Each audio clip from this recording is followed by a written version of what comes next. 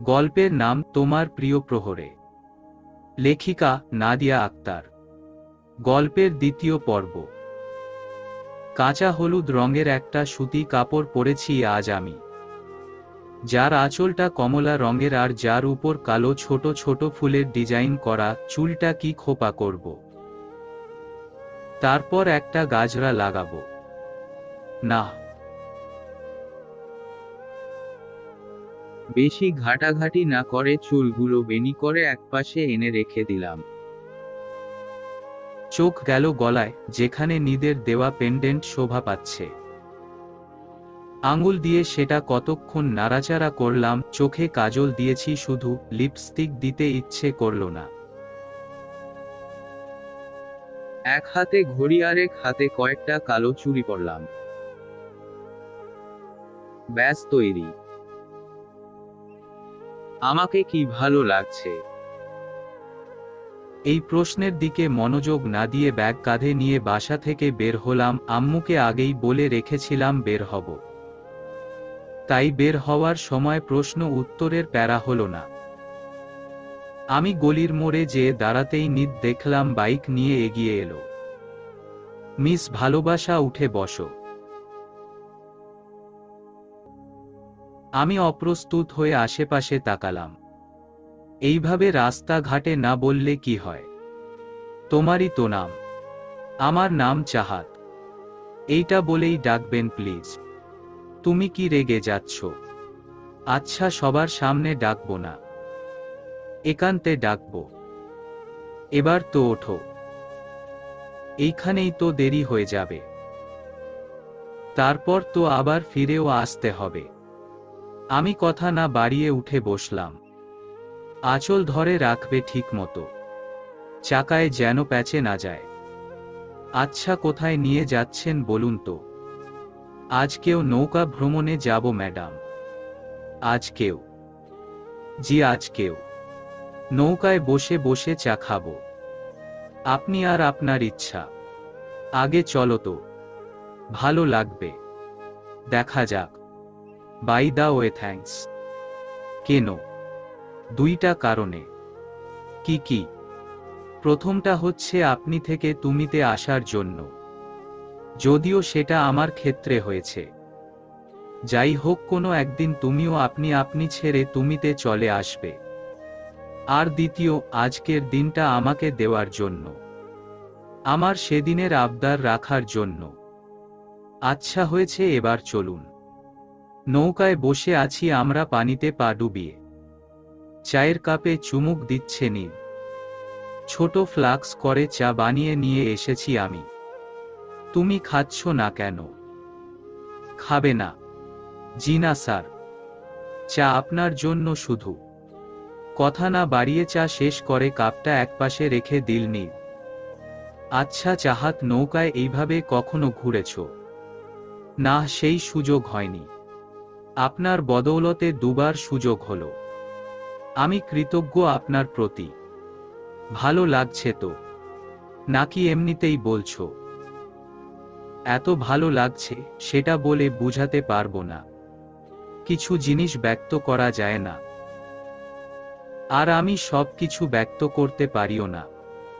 সমস্যা নেই, ব্যক্ত করা আস্তে আস্তে শিখে যাবে। সাঁতার জানা আছে? উহু, পড়ে গেলে? আপনি আছেন না, আপনি নিয়ে এসেছেন, আপনিই বাঁচানোর দায়িত্ব নেবেন। কি নেবেন না? নিদ একটু হাসল, কিছুক্ষণ চুপ থেকে বলল, জায়ফা থাকলে এতক্ষণে সেলফি তুলে ভরে ফেলত। তুমি তুলছো না যে? ছবি তুলতে ভালো লাগে না? ফেসবুক, ইনস্টাগ্রাম, টুইটার, ব্লা ব্লা ব্লা। না, আমি তেমন ইউজ করি না। সময়টা উপভোগ করতেই বেশি ভালো লাগছে। এই ভালো লাগার রেশ মনে থেকে যাবে অনেক দিন। কিছু ছবি স্মৃতি হিসেবে থাকলে তো ক্ষতি নেই। আমি উত্তর দিলাম না।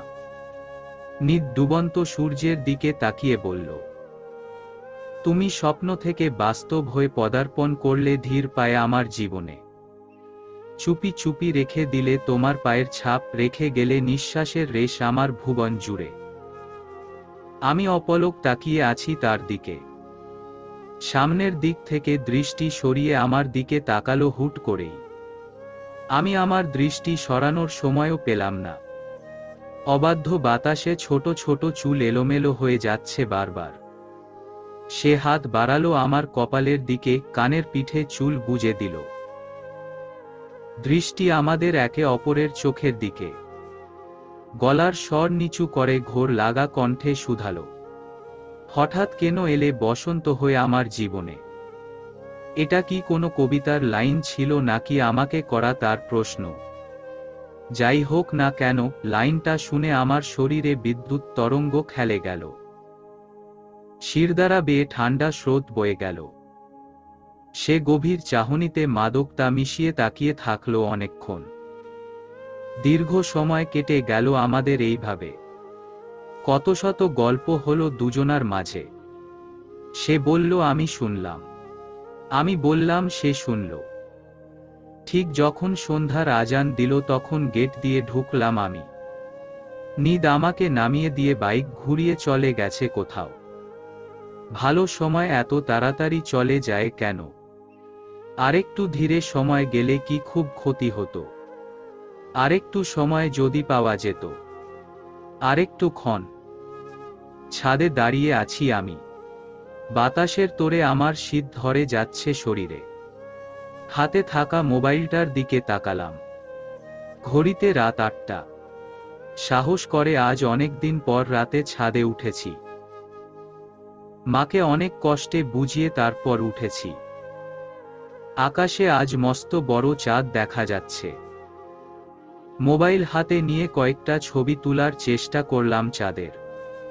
জমিনের চাঁদ রেখে আকাশের চাঁদের ছবি তোলার কি দরকার? আমি চমকে তাকালাম পেছনে। এই সময় তাসনিদকে একটুও আশা করিনি এইখানে এইভাবে। কি হলো, ভয় পেয়েছ? আই এম সরি চাহাত, ভয় দেখানোর ইচ্ছা ছিল না। ওই একটু আর কি। কি যেন বলছিলেন? না কিছু না। বাদ দেও। এখন ছাদে। হাতে থাকা একটা ফুলের চারাগাছ দেখিয়ে বলল, এটা রাখতে? জায়ফার জন্য? একদম। আচ্ছা, এই সময় তুমি ছাদে? ছাদের এক কোণায় চারাগাছটা রাখতে রাখতে প্রশ্ন করল তাসনি। এমনি চাঁদ দেখতে এসেছিলাম। এখনই নিচে নেমে যাব ভাবছিলাম। নিদ আমার পাশে এসে দাঁড়ালো। দুটো চাঁদ আমার সামনে। কোনটা রেখে কোনটা দেখি বলো তো? আমি ভ্রু কুঁচকালাম। মানে? নিদ এগিয়ে এলো আমার দিকে। আমি রেলিংয়ে ঠেস দিয়ে দাঁড়িয়ে আছি। নিদ আমার দুপাশে দু হাত রেখে আমার আটকে রাখল তার দুই বাহুর মধ্যে। আমি ওর চোখের দিকে তাকিয়ে থাকতে পারলাম না।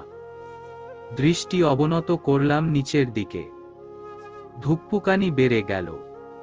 নিঃশ্বাস এলোমেলো হলো। তাসনিদ ঝুঁকে এলো অনেকটাই। তাকাও।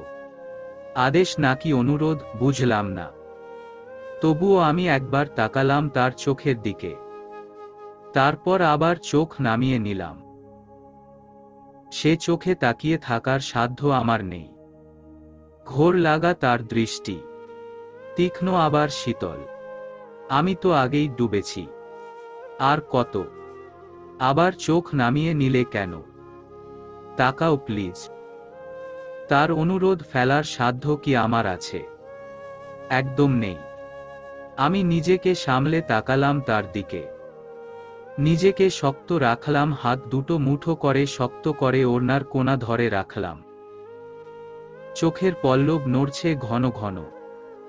একটা চাঁদ তো চোখের সামনে। দূর আকাশের চাঁদ দেখে লাভ নেই। তাকে তো ছোঁয়া যাবে না। কিন্তু তুমি।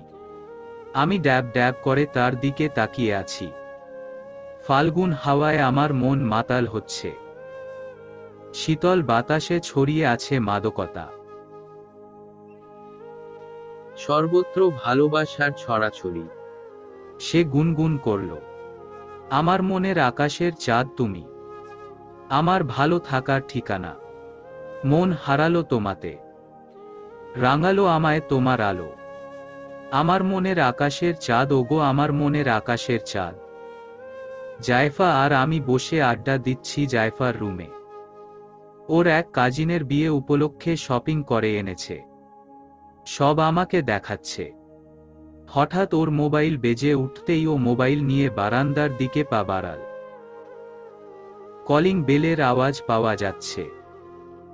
জায়ফা, দরজা খোল, আমি ওয়াশরুমে। আন্টির গলা পেয়ে আমি একবার বারান্দায় উকি দিলাম।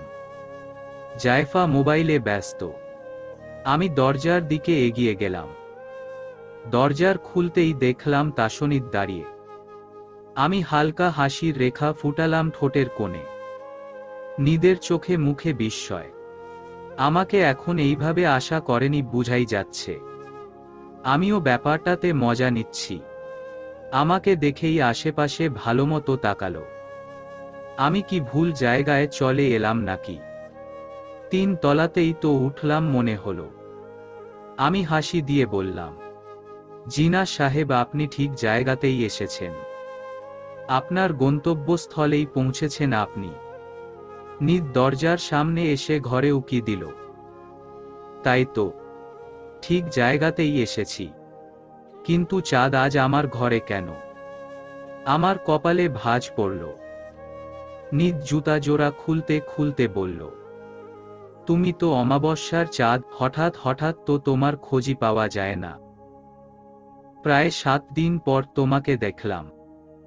কথাটা বলে নিদ সোফায় বসে পড়ল। আমি দরজা লাগাতে লাগাতে বললাম, সেটা আপনি হয়ে গেছেন মশাই। অফিসের ব্যস্ততা মনে হয় খুব বেশি ইদানিং। হ্যাঁ, খুব বেশি চাপ যাচ্ছে। বলতে বলতে শার্ট ঘাড়ের পেছনের দিকে একটু নামিয়ে দিল, যাতে ফ্যানের বাতাস প্রবেশ করতে পারে। সোফায় হেলান দিয়ে তাকালো আমার দিকে। আমি তাকিয়ে তাকিয়ে দেখছি নিদের ঘামে ভেজা মুখশ্রী। বেশ ক্লান্ত বুঝাই যাচ্ছে চোখ মুখ দেখে। চুলগুলো একদম এলোমেলো হয়ে আছে। কানের কাছের চুল বেয়ে একটু সরু ঘামের রেখা বেয়ে পড়ল। সবাই কোথায়? আন্টি হয়তো ওয়াশরুমে, আর জায়ফা ওর রুমের বারান্দায়। এক গ্লাস ঠান্ডা পানি এনে দেও প্লিজ। আমি এগিয়ে গেলাম ফ্রিজের দিকে। পানি নিয়ে ফিরে এসে দেখলাম জায়ফা নিদের কাছে। নিদের দিকে পানির গ্লাস এগিয়ে দিয়ে বললাম, জায়ফা, দরজাটা লাগিয়ে দেও। আমি এখন আসি। এখনই চলে যাবে? হ্যাঁ, একটু কাজ আছে। আরেকটু থাকো আপু। আমি নিদের দিকে তাকালাম এক পলক। সে আমার দিকেই তাকিয়ে আছে। না জায়ফা, আরেক দিন আসব। আমি নিদের দিকে তাকিয়ে হালকা হেসে বেরিয়ে এলাম। সিঁড়ি দিয়ে নামার সময়ই মোবাইলের মেসেজ টোন বেজে উঠল। সোজা ছাদে যাও, আমি 5 মিনিটে আসছি। মেসেজ পড়েই খুব অস্থির লাগলো। এখন আবার ছাদে যাব? তারপরও একটা ভালো লাগা কাজ করছে। 7 দিন পর নিদকে দেখতে পেলাম আজ। মানুষটা আজকাল গায়েব হয়ে যায় মাঝে মাঝেই, দেখাই পাওয়া যায় না। আমি নিচের দিকে না নেমে সোজা ছাদে চলে এলাম। ছাদের একপাশে দাঁড়িয়ে আছি। মাথায় আমার দুষ্টু বুদ্ধি কিলবিল করছে। একটু মজা করা যাক নিদের সাথে। লুকিয়ে আছি এক প্রকার।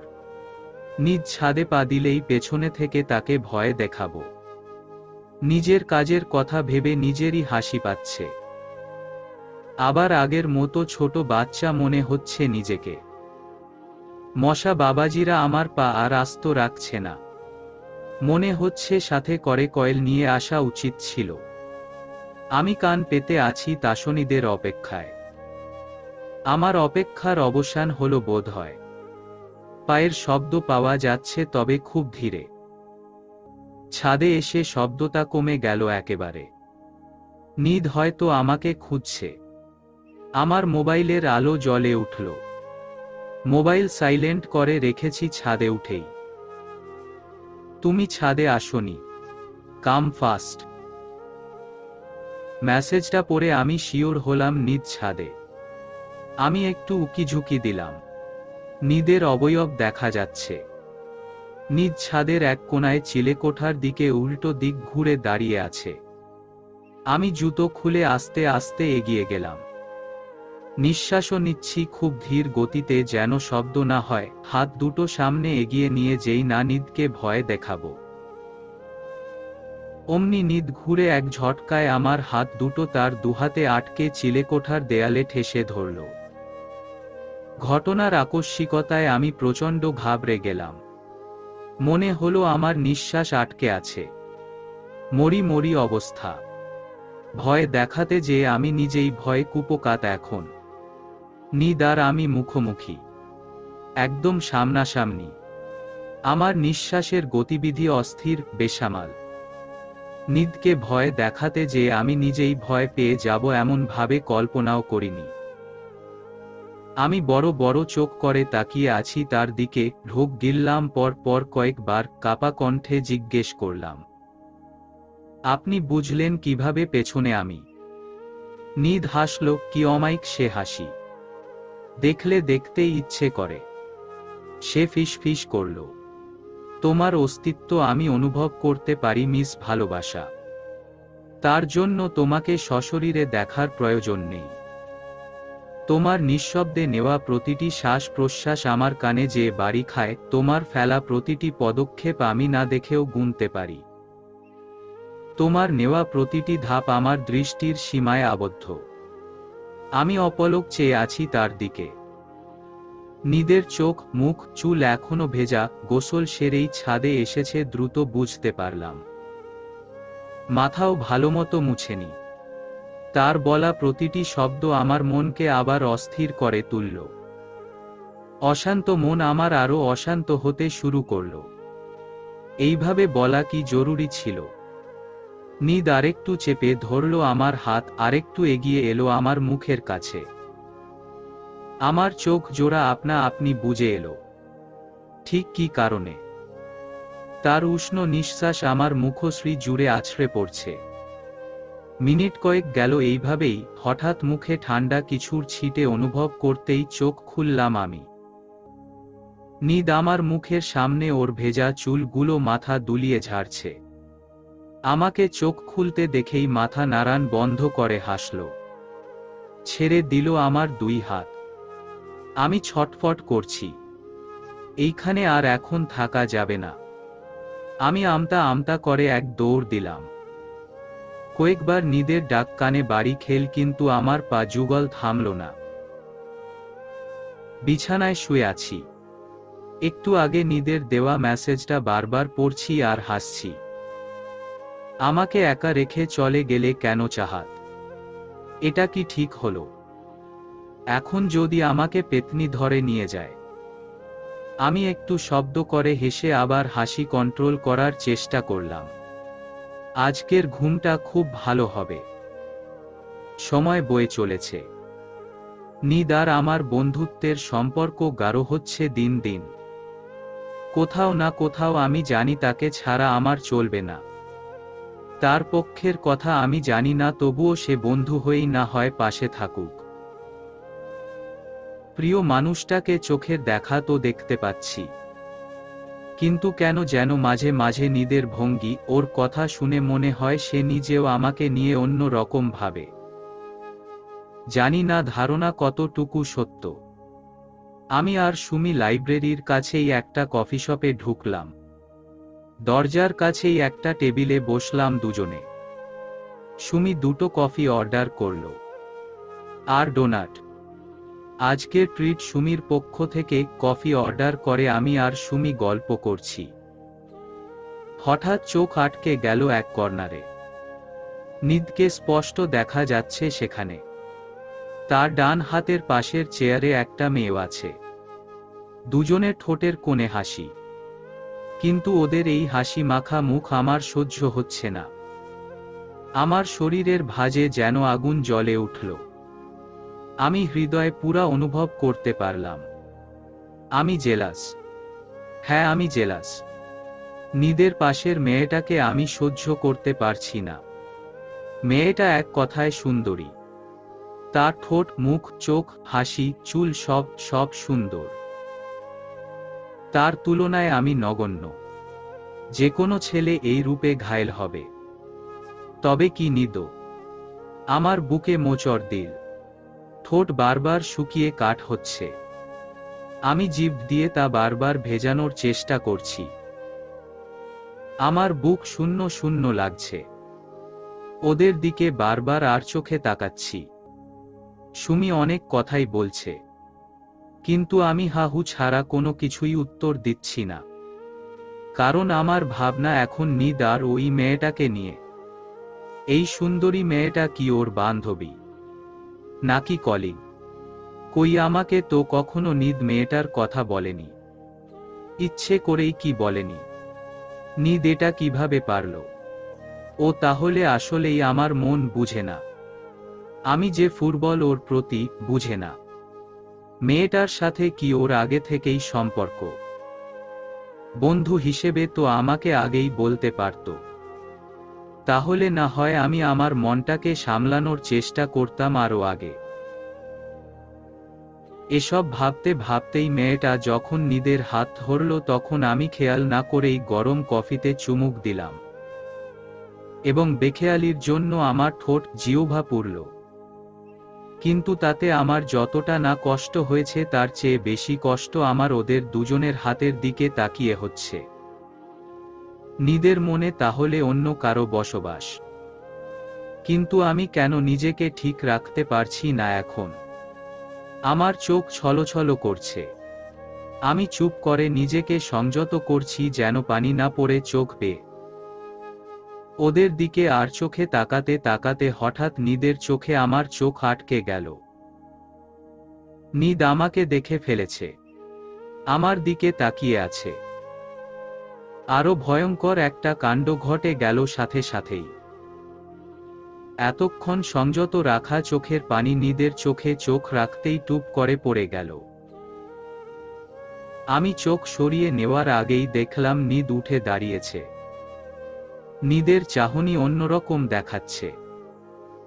আমি সুমিকে কিছু না বলে চোখের পানি মুছেই ব্যাগ নিয়ে ছুটে বের হয়ে গেলাম।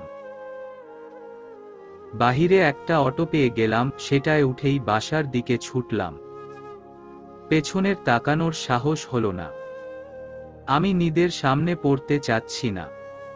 আমার লজ্জা, খারাপ লাগা সব একসাথে কাজ করছে। এই দিনও দেখার ছিল। মোবাইল ভাইব্রেট হচ্ছে বারবার। সুমির কল। রিসিভ করলাম আমি। আপু, তুমি এইভাবে চলে গেলে কেন আমাকে রেখে?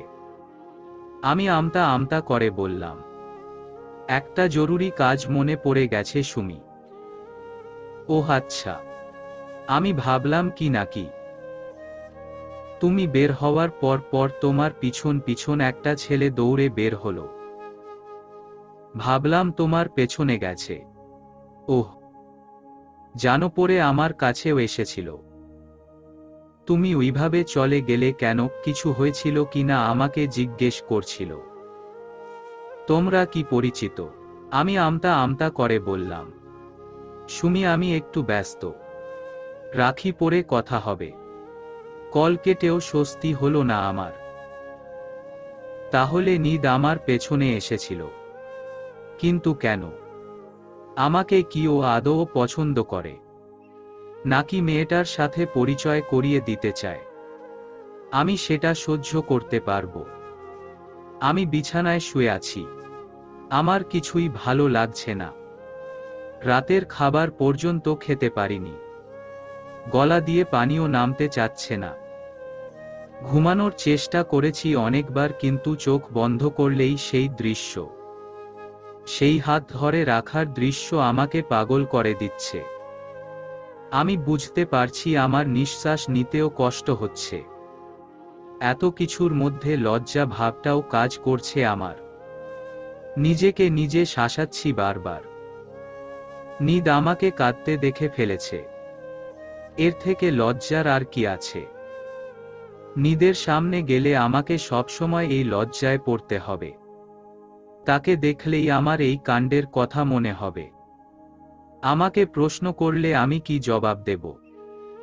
ডিসিশন নিলাম, মনে মনে একটা দৃঢ় সংকল্প করলাম। নিদের সামনে আমি আর যাব না, ওর চোখের সামনেও আমি আর পড়ব না। দূরে দূরে থাকব, ছাদে যাওয়াও কমিয়ে দেব। যেই ভাবা সেই কাজ। আজ 7 দিন আমি নিদকে এড়িয়ে চলছি। ছাদে যাইনি একদিনও। বাসা থেকে বের হওয়ার সময় যদি সিঁড়িতে নিদকে দেখেছি তখন ফট করে ঢুকে পড়েছি ঘরে ও দেখার আগেই। রাস্তায় রিকশার জন্য দাঁড়ালে যদি খেয়াল করেছি নিদ বাইক নিয়ে বের হচ্ছে, কোনো এক গলিতে ঢুকে লুকিয়ে পড়েছি। এইভাবে কেটে গেল আরো 2 দিন। পুরো দমে আমি ইগনোর করছি নিদকে। জায়ফা বাসায় যেতে বললেও যাই না, কারণ একটাই, সেটা হলো নিদ। আমি জানি নিদ আমাকে দেখলেই ওই দিনের কথা জিজ্ঞেস করবে, তাই আমি যত পারছি ওকে ইগনোর করে চলছি, কারণ আমি ওই ঘটনায় নিজেই লজ্জিত। সে জানুক আর না জানুক, আমি তো জানি আমি কেন কেঁদেছি। সেটা নিদও দেখেছে। যদি কারণ জিজ্ঞেস করে তখন কি বলবো? এই লজ্জা, ভয় থেকেই আমি দূরে সরে থাকছি। এই ভয় থেকে যে সিমের নাম্বারটা নিদ জানে সেই সিমটাও খুলে রেখেছি। সেদিন কফিশপ থেকে বের হওয়ার পর নিদ কয়েকবার কল দিয়েছিল, কিন্তু আমি রিসিভ করিনি। আজ নিদকে এড়িয়ে চলার 10ম দিন। এই এড়িয়ে চলাটা আমার জন্য খুবই কষ্টের ছিল। একই বিল্ডিংয়ে থেকে কাউকে ইগনোর করা সত্যিই কঠিন, কিন্তু উপায় নেই, করতেই হবে। এইভাবে ঠিক যতদিন পারবো ঠিক ততদিন। জানি না শেষ কোথায়। রাত 8টা বেজে 10 মিনিট। আমি লাইব্রেরি থেকে বের হয়ে একটু হাঁটা ধরলাম। সামনে গেলেই অটো পাবো সেই আশায় নিচের দিকে তাকিয়ে হাঁটছি। হঠাৎ আমার চোখের সামনে কারো পা দেখে আমি থমকে গেলাম। মুখ উঁচু করলাম কে দেখার জন্য। নিদের মুখটা ল্যাম্পপোস্টের আলোতে স্পষ্ট দেখতে পাচ্ছি। আমি এক পা পিছিয়ে যেতেই নিদ আমার এক হাত খপ করে ধরে ফেলল। তার চোখ মুখ শক্ত হয়ে আছে, চোখের দৃষ্টি ভয়ঙ্কর। দেখেই মনে হচ্ছে চোখ দিয়েই আমাকে ভস্ম করে দেবে। আমি আঁতকে উঠলাম ওর এই রূপ দেখে। আমি মুখ দিয়ে কথাই বের করতে পারছি না, যেন বোবা। নিদ নিজেও কোনো কথা বলেনি। হাত ধরে সোজা বাইকের সামনে দাঁড় করাল। চোখের ইশারায় বসতে বলল। আমার কি হলো জানি না, তার ইশারা পেয়ে আমি চুপ করে বসে পড়লাম। বাইক চলল খুব দ্রুত গতিতে। গন্তব্য ঠিক কোথায় আমি জানি না, সেও বলেনি। জিজ্ঞেস করার সাহসও হয়নি। বাইক থামল একটা রেস্টুরেন্টের সামনে। বাইক থেকে নেমেই আমার হাতটা আবারও ধরল। দরজা ঠেলে ভেতরে ঢুকলাম দুজনে। একটু এগিয়ে ভেতরের দিকে যেতেই একটা টেবিলে অনেকগুলো মানুষ দেখতে পেলাম, তার মধ্যে 2 জন মানুষের মুখ দেখতে পেলাম আমি। একজন মাহিম ভাই, আরেকজন সেদিনের সেই মেয়েটা। মেয়েটাকে দেখেই আমার হাত পা জমে গেল। আমি তাকালাম নিদের দিকে। আমার পা চলতে চাচ্ছে না, নিধি যেন টেনে টেনে আমাকে নিয়ে যাচ্ছে। আমি শুকনো ঢোক গিললাম কয়েকটা। হৃৎপিণ্ড এত জোরে স্পন্দিত হচ্ছে যে নিজেই নিজের কানে শুনতে পাচ্ছি। টেবিলের সামনে যেয়ে দাঁড়িয়ে আছি 2 জন। সবার চোখ আমার দিকে। মাহিম ভাই উঠে দাঁড়ালো। আরে চাহাত, কেমন আছো তুমি? কাপা কাপা কণ্ঠে বললাম। আলহামদুলিল্লাহ। আপনি? আমরাও সবাই ভালো। দাঁড়িয়ে আছো কেন, বসো। নিদ যে তোমাকে নিয়ে আসবে আমাদের তো আগে বলেনি। আমি সবার দিকে চোখ বুলালাম। নিদের সব বন্ধু আছে এইখানে যাদের আমি হাসপাতালে দেখেছিলাম। শুধু মেয়ে দুটোর একটাকে সেদিন নিদের সাথে দেখেছিলাম, আর একজনকে চিনি না, আগে দেখিওনি। নিদ একটা চেয়ার টেনে আমাকে সেটায় বসতে বলল। আমি চুপচাপ বসে পড়লাম। আমার একপাশে নিদ, আরেক পাশে মাহিম ভাই। মাহিম ভাই বলা শুরু করল, চাহাত, আমাদের সবাইকেই তুমি মোটামুটি চিনতে পেরেছ নিশ্চয়ই, কিন্তু মেয়ে দুটোকে ছাড়া, তাই না? আমি পরিচয় করিয়ে দিচ্ছি। নিদের সাথে সেদিন যে মেয়েটা ছিল তাকে দেখিয়ে বলল, এ হচ্ছে পলি, আর তার পাশের জন হচ্ছে অনিমা। আমি তাদের দিকে তাকিয়ে সৌজন্যমূলক হাসি দিলাম। বিনিময়ে তারাও হাসল। পলি বলল, আচ্ছা, তাহলে এই সেই চাহাত যে তোকে হাসপাতালে নিয়ে গিয়েছিল? ঠিক তাই, ইনি সেই চাহাত। আমি সবার দিকে তাকিয়ে তাকিয়ে দেখছি। নিদের দিকে তাকানোর সাহস করলাম না, যদিও বুঝতে পারছি সে আমার দিকে তাকিয়ে আছে। আমার খুব অস্বস্তি লাগছে, তবুও চুপ করে থাকলাম, না হলে চোখ দিয়েই গিলে খাবে। মাহিম ভাই আবার বলতে শুরু করল, শোনো চাহাত, এদের দেখতে পাচ্ছ না? আমরা সবাই কিন্তু ব্যাচমেট। নিদ, আমরা সবাই কলেজ লাইফ থেকে একসাথে আছি। এখন পর্যন্ত আমরা আলাদা হইনি। এতগুলো বছর আমাদের একসাথে কেটে গেল, কখন বুঝতেই পারলাম না। মাঝে মাঝে আমরা গেট টুগেদার করি সবাই মিলে, আজকেও তাই।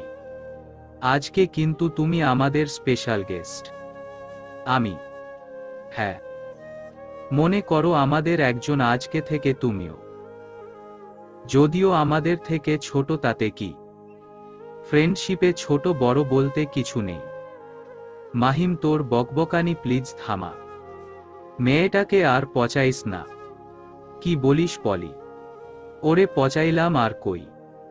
তোদের বড় বলছি দেখে জলে গেল নাকি? মানে এখন তো তোরা বুড়ি, দুদিন পর 30 হবে। দেখ মাহিমের বাচ্চা। আরে থামো থামো অনিমা, সত্য কথাই তো বলেছি। আর বাচ্চা তো 2 দিন পর তোর হবে। আমার তো বিয়াই হলো না, আমি এখনো পিওর সিঙ্গেল। মাহিম ভাইয়ের কথায় হাসি পেল খুব, কিন্তু স্বাভাবিক থাকলাম। মাহিম, অনেক হয়েছে, এবার থামো। এতক্ষণ পরে নিদের গলা শুনতে পেলাম আমি। তার কণ্ঠ স্বাভাবিক। সে যে আমাকে তুলে এনেছে একটু আগে মনেই হবে না। শোনো চাহাত, এই যে অনিমাকে দেখছো না, সে কিন্তু বিবাহিত। তার বর কে জানো? এই যে ওর পাশে বসা আমাদের বন্ধু সজল। সজল ভাইয়া। আমি অবাক হলাম। হ্যাঁ, 2 দিন পরে তো ওর বাচ্চাও হবে। 4 মাস চলছে। আর পলির পার্টনার কে জানো? অনুমান করো দেখি। আমার চোখ সোজা নিদের দিকে চলে গেল। নিদ ভাবলেশহীন আমার দিকে তাকিয়ে আছে। আমি চোখ সরিয়ে নিলাম সাথে সাথে। আরে এদিক ওদিক না তাকিয়ে আমার পাশে তাকাও রাসেলের দিকে। ওর হবু বর রাসেল।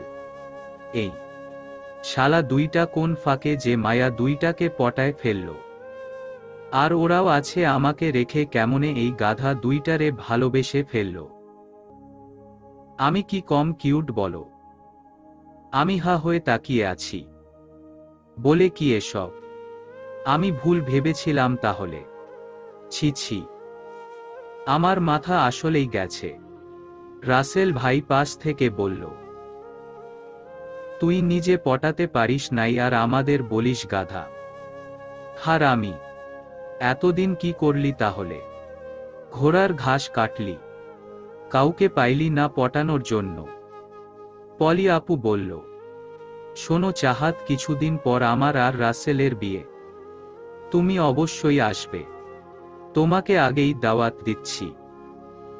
আসবে তো? জি, চেষ্টা করব। চেষ্টা না, অবশ্যই আসবে। ওকে। আমি একটু হাসার চেষ্টা করে তাকালাম নিদের দিকে, সে চেয়ে আছে মোবাইলের দিকে।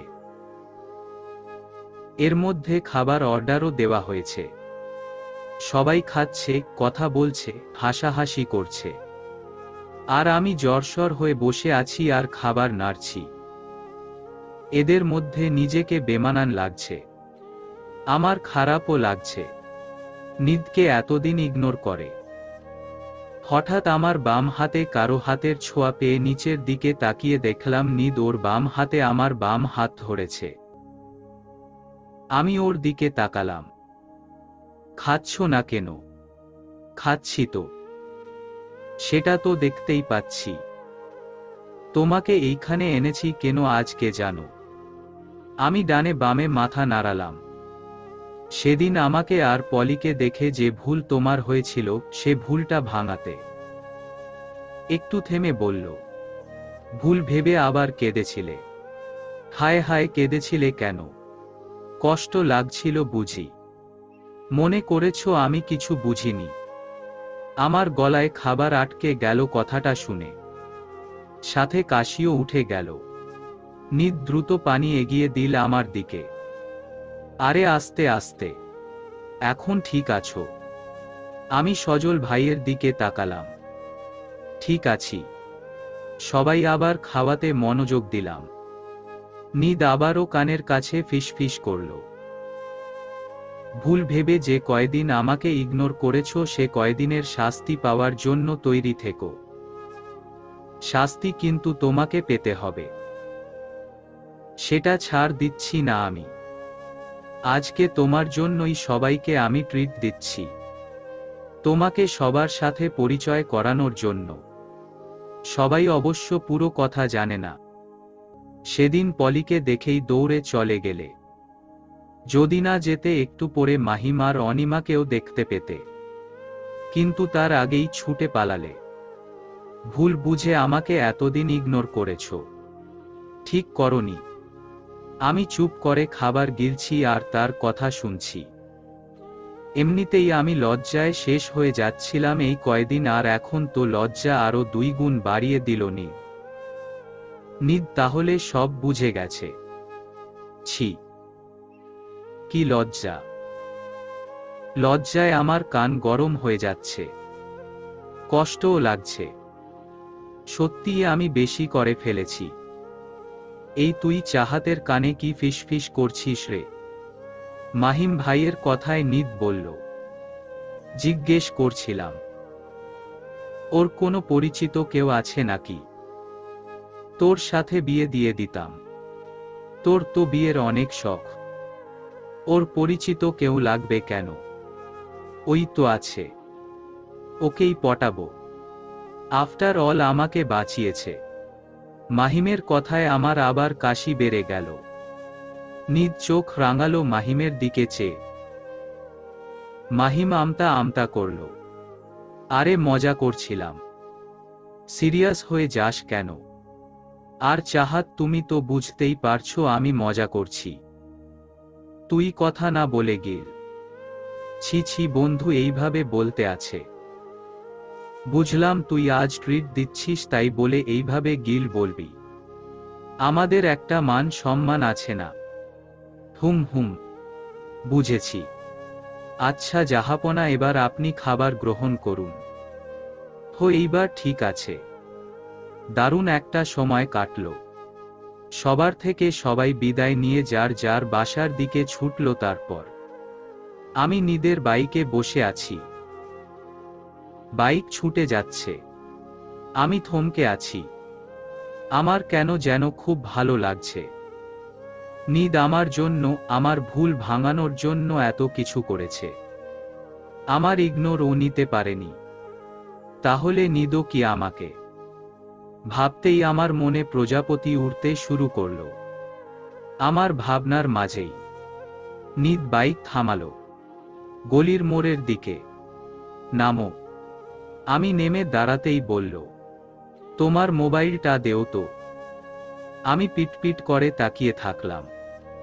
কি হলো, দেও। আমি মোবাইল ব্যাগ থেকে বের করতেই সে ছো মেরে সেটা হাতে নিল। আচ্ছা তাই তো বলি, নাম্বার কেন অফ দেখাচ্ছে? সিম খুলে রেখেছ যেন আমি কল দিতে না পারি? আর অন্য সিম ব্যবহার করছো? আমার দিকে ভ্রু কুঁচকে তাকাতেই আমার গলাটা কেমন শুকিয়ে গেল। তোমার শাস্তি ডাবল। এই নেও মোবাইল, আর সোজা বাসায় চলে যাও। একসাথে গেল সমস্যা হতে পারে, তাই আগেই নামিয়ে দিলাম। আমি বিছানায় শুয়ে গড়াগড়ি খাচ্ছি। আমার মনের প্রজাপতিগুলো আমাকে শান্তি দিচ্ছে না। নীদের ভাবনাতে বিভোর হচ্ছে বারবার। নীল আর আমি মুখোমুখি বসে আছি। মাহিম ভাইকে যেদিন হাসপাতালে শেষবার দেখতে গিয়েছিলাম সেদিনই নীলের সাথে শেষ দেখা হয়েছিল। আর আজ 3 মাস পরে দেখা হচ্ছে। ছেলেটা যে আমার কথা মনে রেখেছে সেটা ভেবেই আশ্চর্য হয়ে যাচ্ছি। নীল 2 কাপ কফি অর্ডার করল। কেমন আছেন? আলহামদুলিল্লাহ। আপনার খবর বলুন ডাক্তার সাহেব। আছি আলহামদুলিল্লাহ। হুট করে আপনার সাথে অনেক দিন পর দেখা হয়ে যাবে ভাবতেই পারছি না। আপনি যে আমাকে মনে রেখেছেন তাতেই আমি অবাক হয়ে যাচ্ছি। শুধু কি আমি মনে রেখেছি, আপনিও তো মনে রেখেছেন। চিনতে না পারলে নিশ্চয়ই আমার সাথে কফি খেতে রাজি হতেন না। আমি হাসলাম। আপনার মতো মানুষকে শ্রদ্ধা থেকেই মনে রাখা উচিত।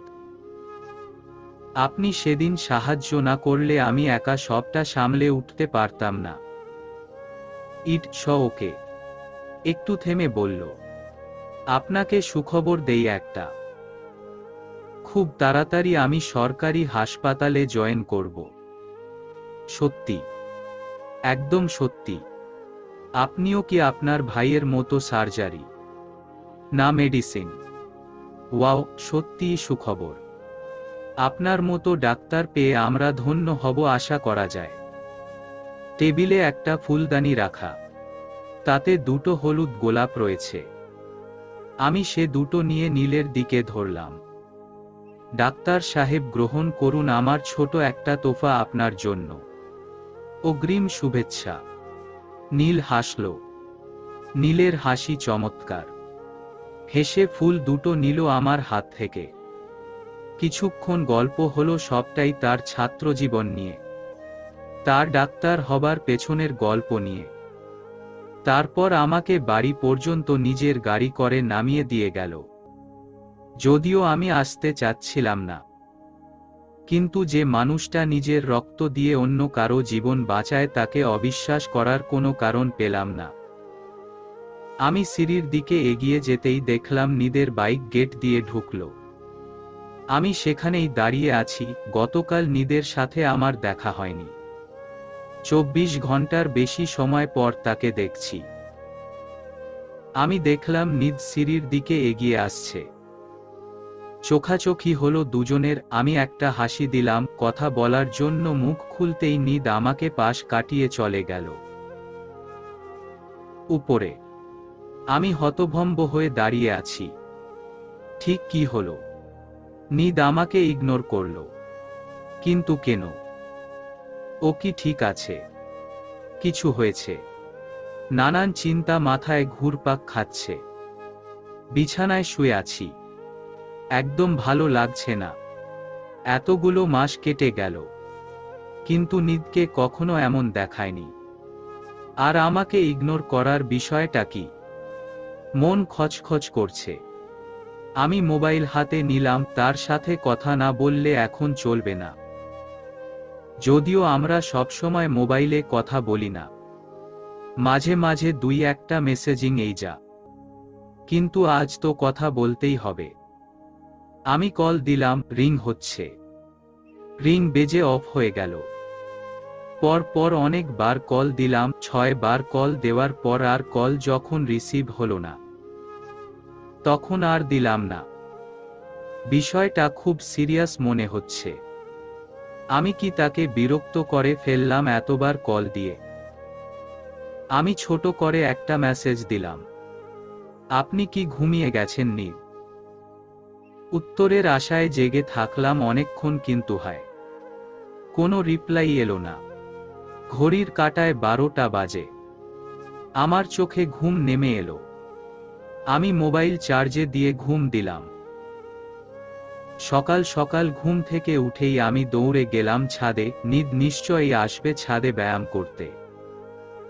ছাদে অপেক্ষা করলাম অনেকক্ষণ, কিন্তু নীদের দেখা পেলাম না।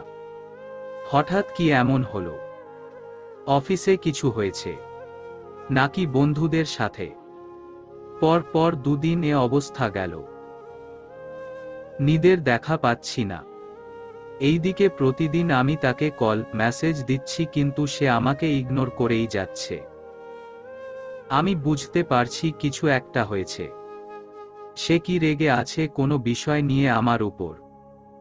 কিন্তু কি এমন হতে পারে আমার মাথায় আসছে না। নাকি আমি তাকে বিরক্ত করে ফেলছি? বিকেলে সিঁড়ি দিয়ে নিচে নামার সময় জায়ফার সাথে দেখা হলো। জায়ফা এক প্রকার টেনেই নিয়ে গেল ওদের বাসায়। আমিও ভাবছিলাম যদি নিদের সাথে দেখা হয়। সেই ভাবনা থেকে আমিও জায়ফার সাথে গেলাম। কলিং বেল বাজাতেই নিদ দরজা খুলে দিল। আজ 3 দিন পর দেখিলাম তাসনিদকে চোখের সামনে।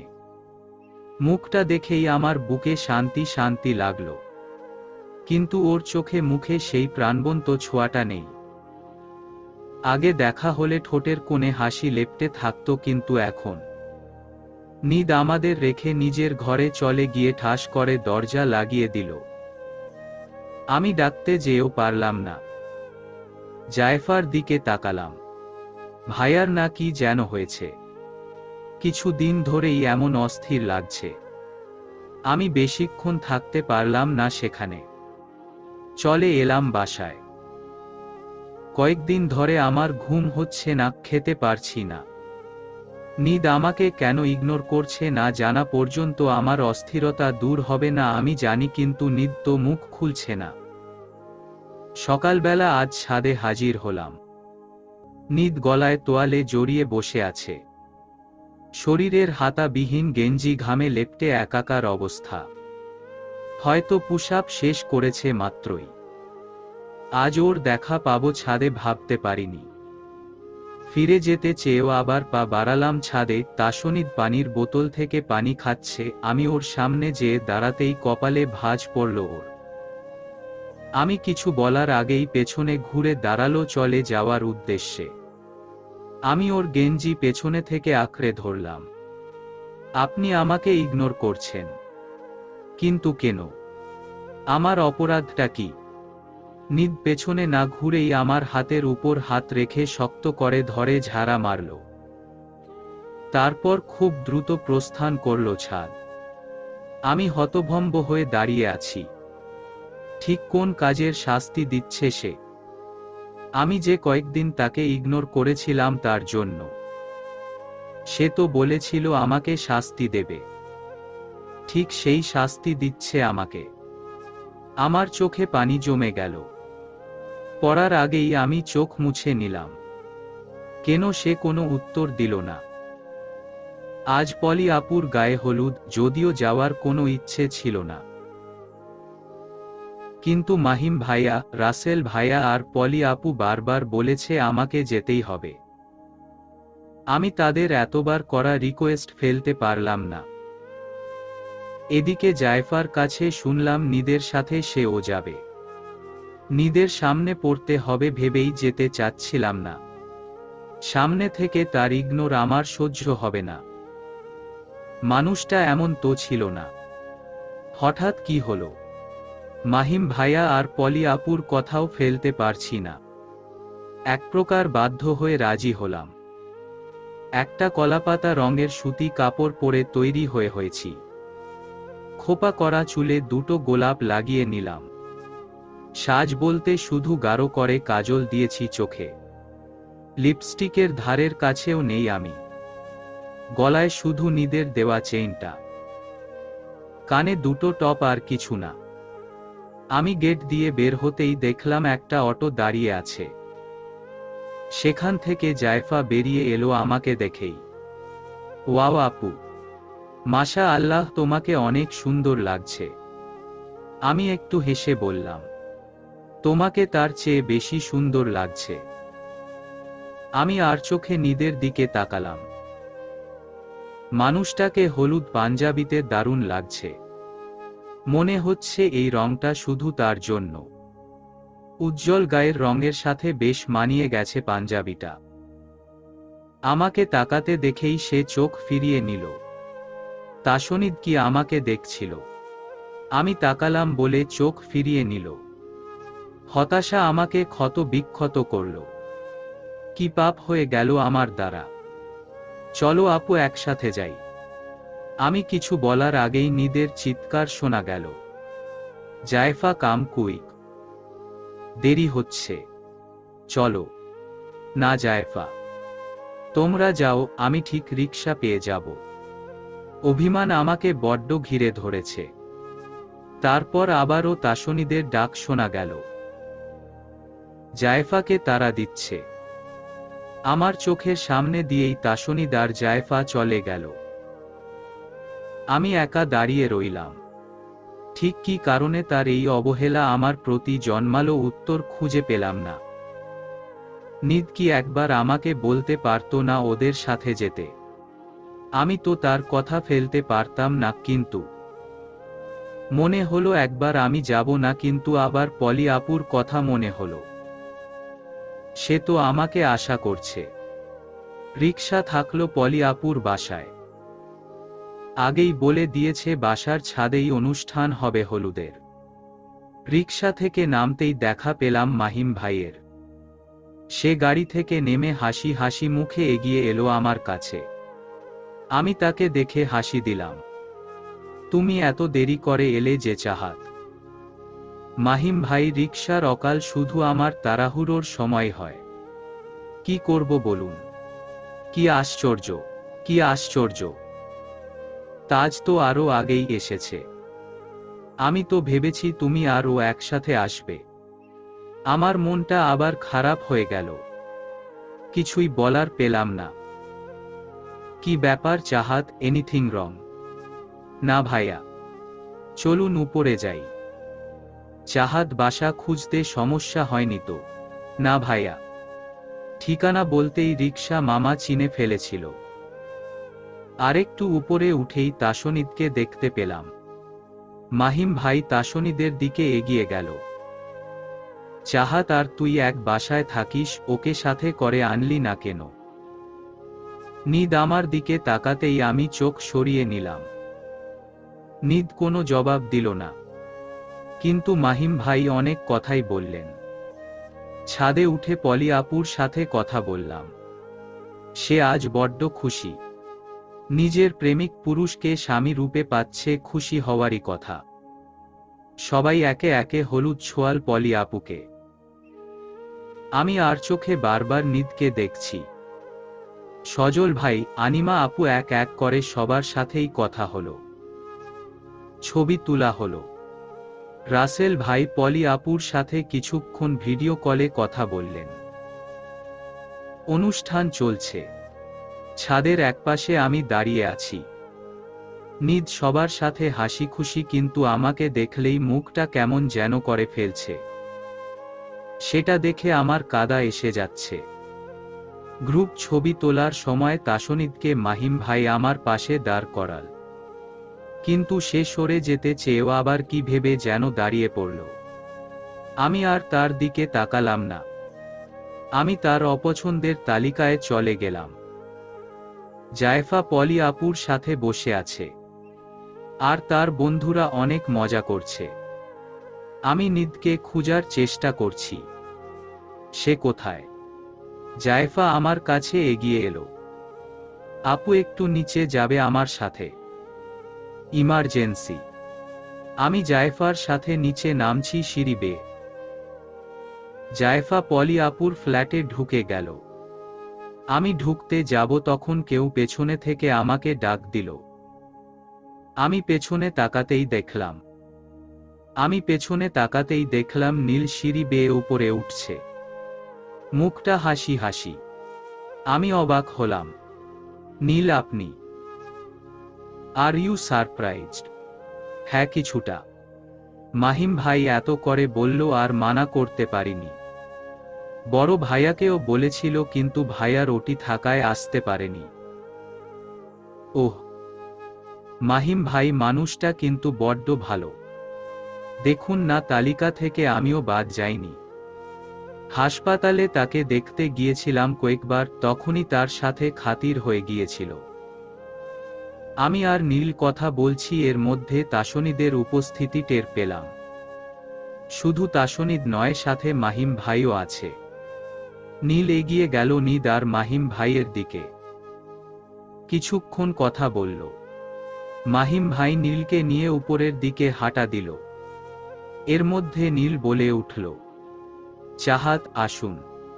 আমি হালকা হেসে জবাব দিলাম, জান, আসছি। ওরা চলে যেতেই তাসনিদ উপরের দিকে পা বাড়াল। নিদ। তাসনিদের পা থেমে গেল। পেছনে না ঘুরেই জবাব দিল, তাসনিদ। তাজওয়ার তাসনিদ আমার নাম। তাসনিদ বলে ডাকলেই খুশি হব। আমি থতমত খেয়ে গেলাম। যে মানুষ একদিন নিজ থেকে আমার নিদ ডাকে সাড়া দিয়েছিল, সে আজ সে নামে ডাকতে নিষেধ করছে। আমার মন হু হু করে কেঁদে উঠল। তাসনিদ, আপনার সাথে আমার কথা ছিল, আমার নেই। আর এইখানে প্লিজ সিন ক্রিয়েট করবে না। আমি উপরে যাচ্ছি, কাজ শেষ হলে চলে এসো। আমি চুপ করে কথাগুলো শুনে গেলাম। সে একবারও বুঝল না আমার মধ্যে কি হচ্ছে তার কথাগুলো শুনে। তীর হয়ে বিঁধে যাচ্ছে আমার হৃদয়। আপু চলো। পেছনে জায়ফার গলা পেয়ে আমি তাকালাম। খাওয়া দাওয়ার পর্ব শেষ হয়ে সবাই আবার অনুষ্ঠানে মেতে উঠল। ছাদের এক কোণায় দাঁড়িয়ে আছে নিদ, সিগারেটে টান দিচ্ছে। আমি সেদিকে এগিয়ে গেলাম। আমাকে দেখেই পাশ ফিরে ধোঁয়া উড়িয়ে দিল। সিগারেট পা দিয়ে পিষে আমার দিকে তাকালো। তুমি? আপনি আবারও সিগারেট খাচ্ছেন? দেখছই তো খাচ্ছি। তা এইদিকে এলে যে? আপনার কি হয়েছে বলবেন? আমার কিছুই হয়নি। তুমি বেশি ভাবছ। বেশি ভাবছি। বলতে চাচ্ছেন আপনি আমাকে ইগনোর করছেন না? তোমার তাই মনে হচ্ছে? হ্যাঁ, আমার তাই মনে হচ্ছে। তাই তো জিজ্ঞেস করছি। নিদ আমার দিকে একটু এগিয়ে এলো। যদি ইগনোর করেও থাকি তাহলে সমস্যা। আমার দৃষ্টি অস্থির হল। কপালে ভাঁজ সৃষ্টি হল। নিদের চোখ মুখ শক্ত, দৃষ্টি তীক্ষ্ণ। কেমন যেন অন্য রকম। সেই দৃষ্টিতে আজ কোন শীতলতা দেখতে পেলাম না। নিদ, আপনি এইভাবে কেন বলছেন? আমরা তো বন্ধু। আমি কথা শেষ করার আগে নিদ আমার এক বাহু শরীরের সমস্ত শক্তি দিয়ে চেপে ধরল। আমার চোখে পানি টলমল করছে। শুধুই বন্ধু, এর বেশি না। নিদের কথা শুনে আমার বিস্ময় আকাশ ছুঁল। আমি ওর কথার গভীরতা বুঝার চেষ্টা করতে লাগলাম। এর মাঝেই মাহিম ভাইয়ের আগমন। তাকে দেখেই নিদ আমার হাত ছেড়ে দূরে যেয়ে দাঁড়ালো। কি ব্যাপার, তোরা এইদিকে কেন? পলি তোদের খুঁজছে। নিদ একবার আমার দিকে তাকিয়ে মাহিম ভাইয়ের সাথে স্টেজের দিকে চলে গেল। আমি ঠাই দাঁড়িয়ে রইলাম। আকাশের দিকে আমি দৃষ্টি দিলাম। নিদের কথা শোনার পর থেকে হাজারো কথা মাথায় ঘুরপাক খাচ্ছে। যদিও আমার অনেক আগেই মনে হয়েছে নিদ আমাকে পছন্দ করে, কিন্তু ইগনোর করার ব্যাপারটা আমার বোধগম্য হচ্ছে না। এর পেছনের কারণ কি? রাত গভীর হচ্ছে। আমি যাওয়ার জন্য সিঁড়ি বেয়ে নিচে নামছি। যাওয়ার আগে সবার থেকে বিদায় নিয়েছি। জানি নিদ আমাকে আর আগের মতো গুরুত্বপূর্ণ ভাবে না। তাই ও যে আমাকে সাথে করে নিয়ে যাবে না আমি ভালোই বুঝতে পারছি। গেট দিয়ে বের হতেই নীলকেও দেখতে পেলাম। এত রাতে একা যাবেন আপনি? ইম্পসিবল। গাড়িতে আসুন, আমি ড্রপ করে দিচ্ছি। আমি কিছু বলার আগেই দেখলাম নিদো নেমে এসেছে জায়ফার সাথে। মাহিম ভাই, অনিমা আপু, সজল ভাইও আছে। মাহিম ভাই বলল, আরে ডাক্তার ভাই, তাজ মানে তাসনিদ আর চাহাত এক বাড়িতেই থাকে। চাহাত তাসনিদের সাথেই যাবে। তুমি শুধু শুধু আবার এত দূরে যাবে কেন? নীল কিছু বলার আগেই নিদ অটোর দিকে এগিয়ে গেল। চাহাত নীলের সাথেই যাবে। ওকে নিয়ে যেতে পারবো না আমি। ওর দায়িত্ব আমার না। জায়ফা উঠে আয়। আমি সেখানে ঠাই দাঁড়িয়ে রইলাম। সজল ভাই, মাহিম ভাই অবাক হয়ে তাকিয়ে আছে তাসনিদের দিকে। অনিমা আপু কিছু বলতে চেয়েছিল হয়তো, কিন্তু সজল ভাই তার হাত ধরে ফেলে চুপ করিয়ে দিল। আমি বিস্ময় কাটিয়ে উঠতে পারছি না। জায়ফা ওর ভাইকে কিছু বলে যাচ্ছে, কিন্তু আমার কান পর্যন্ত তা পৌঁছালো না। নিদকে আমি মিলাতে পারছি না। আমার কেন যেন মনে হচ্ছে ওর চেহারার মুখোশের আড়ালে অন্য কেউ আমার সামনে। মানুষটা এত কিভাবে বদলে গেল? চোখের সামনে ওর অটো চলে গেল। আমি দাঁড়িয়ে সেদিকে তাকিয়ে আছি। নীল এগিয়ে এলো। তাসনিদ ভাইয়ের কি হয়েছে? আপনার সাথে কিছু হয়েছে চাহাত? এই কথা শুনে মাহিম ভাইও এগিয়ে এলো। চাহাত, তোমরা কি ঝগড়া করেছ? আপনার বন্ধু অনেক বদলে গেছে মাহিম ভাই। সে আগের মতো নেই। জানি না তার আমাকে নিয়ে কি সমস্যা হলো। আমি কথা বলবো চাহাত, চিন্তা করো না। না ভাইয়া, আমরা তো শুধুই বন্ধু, অন্য কিছু না। নিদ যখন চায় না আমি আর ওর সামনে আসব না। অনিমা আপু এগিয়ে এলো। চাহাত, আমার মনে হয় নিদের কিছু হয়েছে। না হলে তোমার সাথে এমন করবে? ইম্পসিবল। আমি তার দিকে তাকিয়ে একটা তাচ্ছিল্যের হাসি দিলাম। আমার যে মন পুড়ে যাচ্ছে, কাকে দেখাবো? আমি তাকালাম নীলের দিকে। আমাকে ড্রপ করে দিন ডাক্তার সাহেব, বেশি দেরি হয়ে যাচ্ছে। মা চিন্তা করবে। নীল গাড়ির দরজা খুলে দিল। আমি বসে পড়লাম। রাত যদি বেশি না হতো আমি নীলের সাথে কখনোই যেতাম না। রাতে একটা একা মেয়ে রাস্তায় অনেক সমস্যাই হতে পারে। নিদ যদি আগের মতো থাকতো, আমি জানিও আমাকে ছেড়ে একা কখনোই যেত না। কিন্তু সে তো নেই আগের মতো। নীল গেটের কাছে গাড়ি থামালো। আমি নিচে নামতেই নীলও নেমে এলো। চাহাত, আমার নাম্বার রাখুন, কখনো দরকার হলে আমাকে কল করবেন। আমি নিজের মোবাইল বের করে তার নাম্বার সেভ করে নিলাম। উনার মতো পরিচিত একজন ডাক্তারের নাম্বার রাখলে নিজেরই ভালো। কখন কি ইমার্জেন্সি হয়ে যায় বলা তো যায় না। নীল আসলেই একটা চমৎকার মানুষ। মানুষ হিসেবে আসলেই ভালো। এর মধ্যেই নিদের অটো এসে থামল। আমাকে দেখেই জায়ফা নেমে এলো। নীল আমাদের থেকে বিদায় নিয়ে চলে যেতেই নিদ জায়ফাকে ভেতরে যেতে তাড়া দিল। দাঁড়িয়ে থাকবে? চলো একসাথে ভেতরে যাই। আমি নিদের দিকে তাকালাম। সে আমাদের দিকেই তাকিয়ে আছে। আমি ঠোঁট ভিজিয়ে বললাম, তুমি ভেতরে যাও জায়ফা, আমি আসছি। আমি নিদ আর জায়ফার সাথে যেতে চাচ্ছিলাম না। ওরা ভেতরে গেলেই আমি যাব ভেবেই দাঁড়িয়ে থাকলাম। দেখলাম নিদ আর জায়ফা ভেতরে ঢুকল। আমিও দীর্ঘশ্বাস ছেড়ে ভেতরে পা দিলাম। সিঁড়ির কাছে দেখলাম নিদ দাঁড়িয়ে। আশেপাশে জায়ফা নেই। আমার পা থেমে গেল। নিদের মুখ দেখে কিছু বুঝার উপায় নেই। আমি নিদের থেকে চোখ সরিয়ে উপরের দিকে পা বাড়ালাম। স্টপ! নিদের গম্ভীর কণ্ঠ শুনে আমার পা থেমে গেল। আমি পেছনে তাকানোর সময়ও পেলাম না। নিদ আমার ডান হাত ধরে উপরের দিকে দ্রুত পা চালাচ্ছে। হাঁটছে নাকি দৌড়াচ্ছে আল্লাহই ভালো জানে। আমার মনে হচ্ছে আমি দৌড়াচ্ছি। ঠিক কি হচ্ছে বুঝতে পারছি না।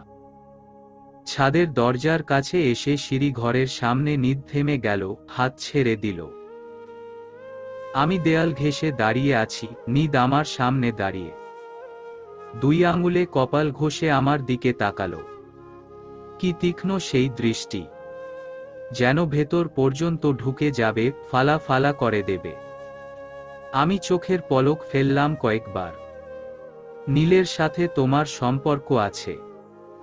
নীদের এই প্রশ্ন আমার অস্তিত্ব পর্যন্ত নাড়িয়ে দিল। কি প্রশ্ন করল এটা নীল? নীল আর আমি, আমাদের আবার সম্পর্ক এমন কেন মনে হলো নীদের? আমি আজ নীলের সাথে এসেছি তাই, কিন্তু সে নিজেই তো আমাকে তার সাথে নিতে চায়নি। তাহলে এমন প্রশ্ন কেন? আমি মুখ খোলার আগেই সে বলল, যা বলবে সত্যি বলবে, মিথ্যা শুনতে চাই না। তাসনিদ আমার সামনে তার মোবাইলটা ধরল। আমি স্ক্রিনে তাকালাম। সেখানে দেখা যাচ্ছে আমার আর নীলের ছবি। আমি নীলের দিকে গোলাপ ফুল ধরে আছি, আর নীল হাত বাড়িয়ে সেটা নিচ্ছে। আমি স্ক্রিনের থেকে চোখ সরিয়ে নীদের দিকে তাকালাম বড় বড় চোখ করে। এইটা তার কাছে কিভাবে? এই ছবি আপনার কাছে কিভাবে? এইটা না হয় অন্য দিন জানবে, আগে আমার প্রশ্নের উত্তর দেও। নীদের চোখে মুখে অস্থিরতা, উৎকণ্ঠা। আসল কাহিনী এখন ধরতে পারলাম আমি। তাহলে সেদিন রাতে নীল আর আমাকে একসাথে কফি শপে দেখেছিল নীল, তার জন্যই তার এই রিয়্যাক্ট। আসল কাহিনী বুঝতে পেরে এখন নিজেকে খানিকটা হালকা মনে হচ্ছে। নীদ আমাকে নিয়ে পজেসিভ সেটা আমি ভালোই বুঝতে পারছি। আমার প্রচুর হাসি পাচ্ছে তার বাচ্চামো দেখে, কিন্তু হাসিটা গিলে খেলাম। আমি ডান হাতে তার বাম হাত ধরলাম। সে মোবাইল পকেটে ঢুকাতে ঢুকাতে আমাকে বলল, এক্সপ্লেইন ইট রাইট নাও। তার চোখ মুখ শক্ত হয়ে এলো। শক্ত আবরণে নিজেকে গুটাতে চাচ্ছে। আমার মনে প্রচণ্ড ভালোলাগা কাজ করছে। নীদের মনের অবস্থা আমি বুঝতে পারছি ভালোমতো। আপনি সত্যিই জানতে চান এই ছবির ব্যাখ্যা? আমি শান্ত কণ্ঠে তাকে জিজ্ঞেস করলাম। নীদ আরেকটু সামনে এসে দাঁড়ালো। সত্য না জানা পর্যন্ত শান্তি পাচ্ছি না চাহাত। এই কয়েক দিনে নিজেকে পাগল পাগল মনে হচ্ছে। শান্তিতে ঘুমাতেও পারছি না। প্লিজ শান্তি দেও আমাকে একটু। I need piece. নীদের কণ্ঠে আকুলতা আমার মনে আনন্দের ঝড় সৃষ্টি করছে। হৃদয়ে গহীনে প্রেমের জোয়ার সৃষ্টি হচ্ছে। আবার অভিমানও হচ্ছে। সে আমাকে এতগুলো দিন এই কারণে এড়িয়ে চলল, না বুঝে আমাকে কষ্ট দিল, কিন্তু আগেই কি আমাকে জিজ্ঞেস করতে পারত না? আমি শাস্তি পেলাম বিনা অপরাধে। আমি অভিমানে জর্জরিত হয়ে তার হাত ছেড়ে দিলাম। কণ্ঠে ফুটে উঠল আমার অভিমান। এতদিন যখন জানার প্রয়োজন হয়নি, আজ কেন জানতে চাচ্ছেন?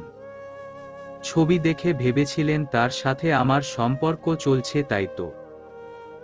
আর তাই আপনি আমাকে এড়িয়ে চলেছেন এতদিন। তাহলে আজ কেন জবাব চাচ্ছেন? আমি যদি জবাব না দেই?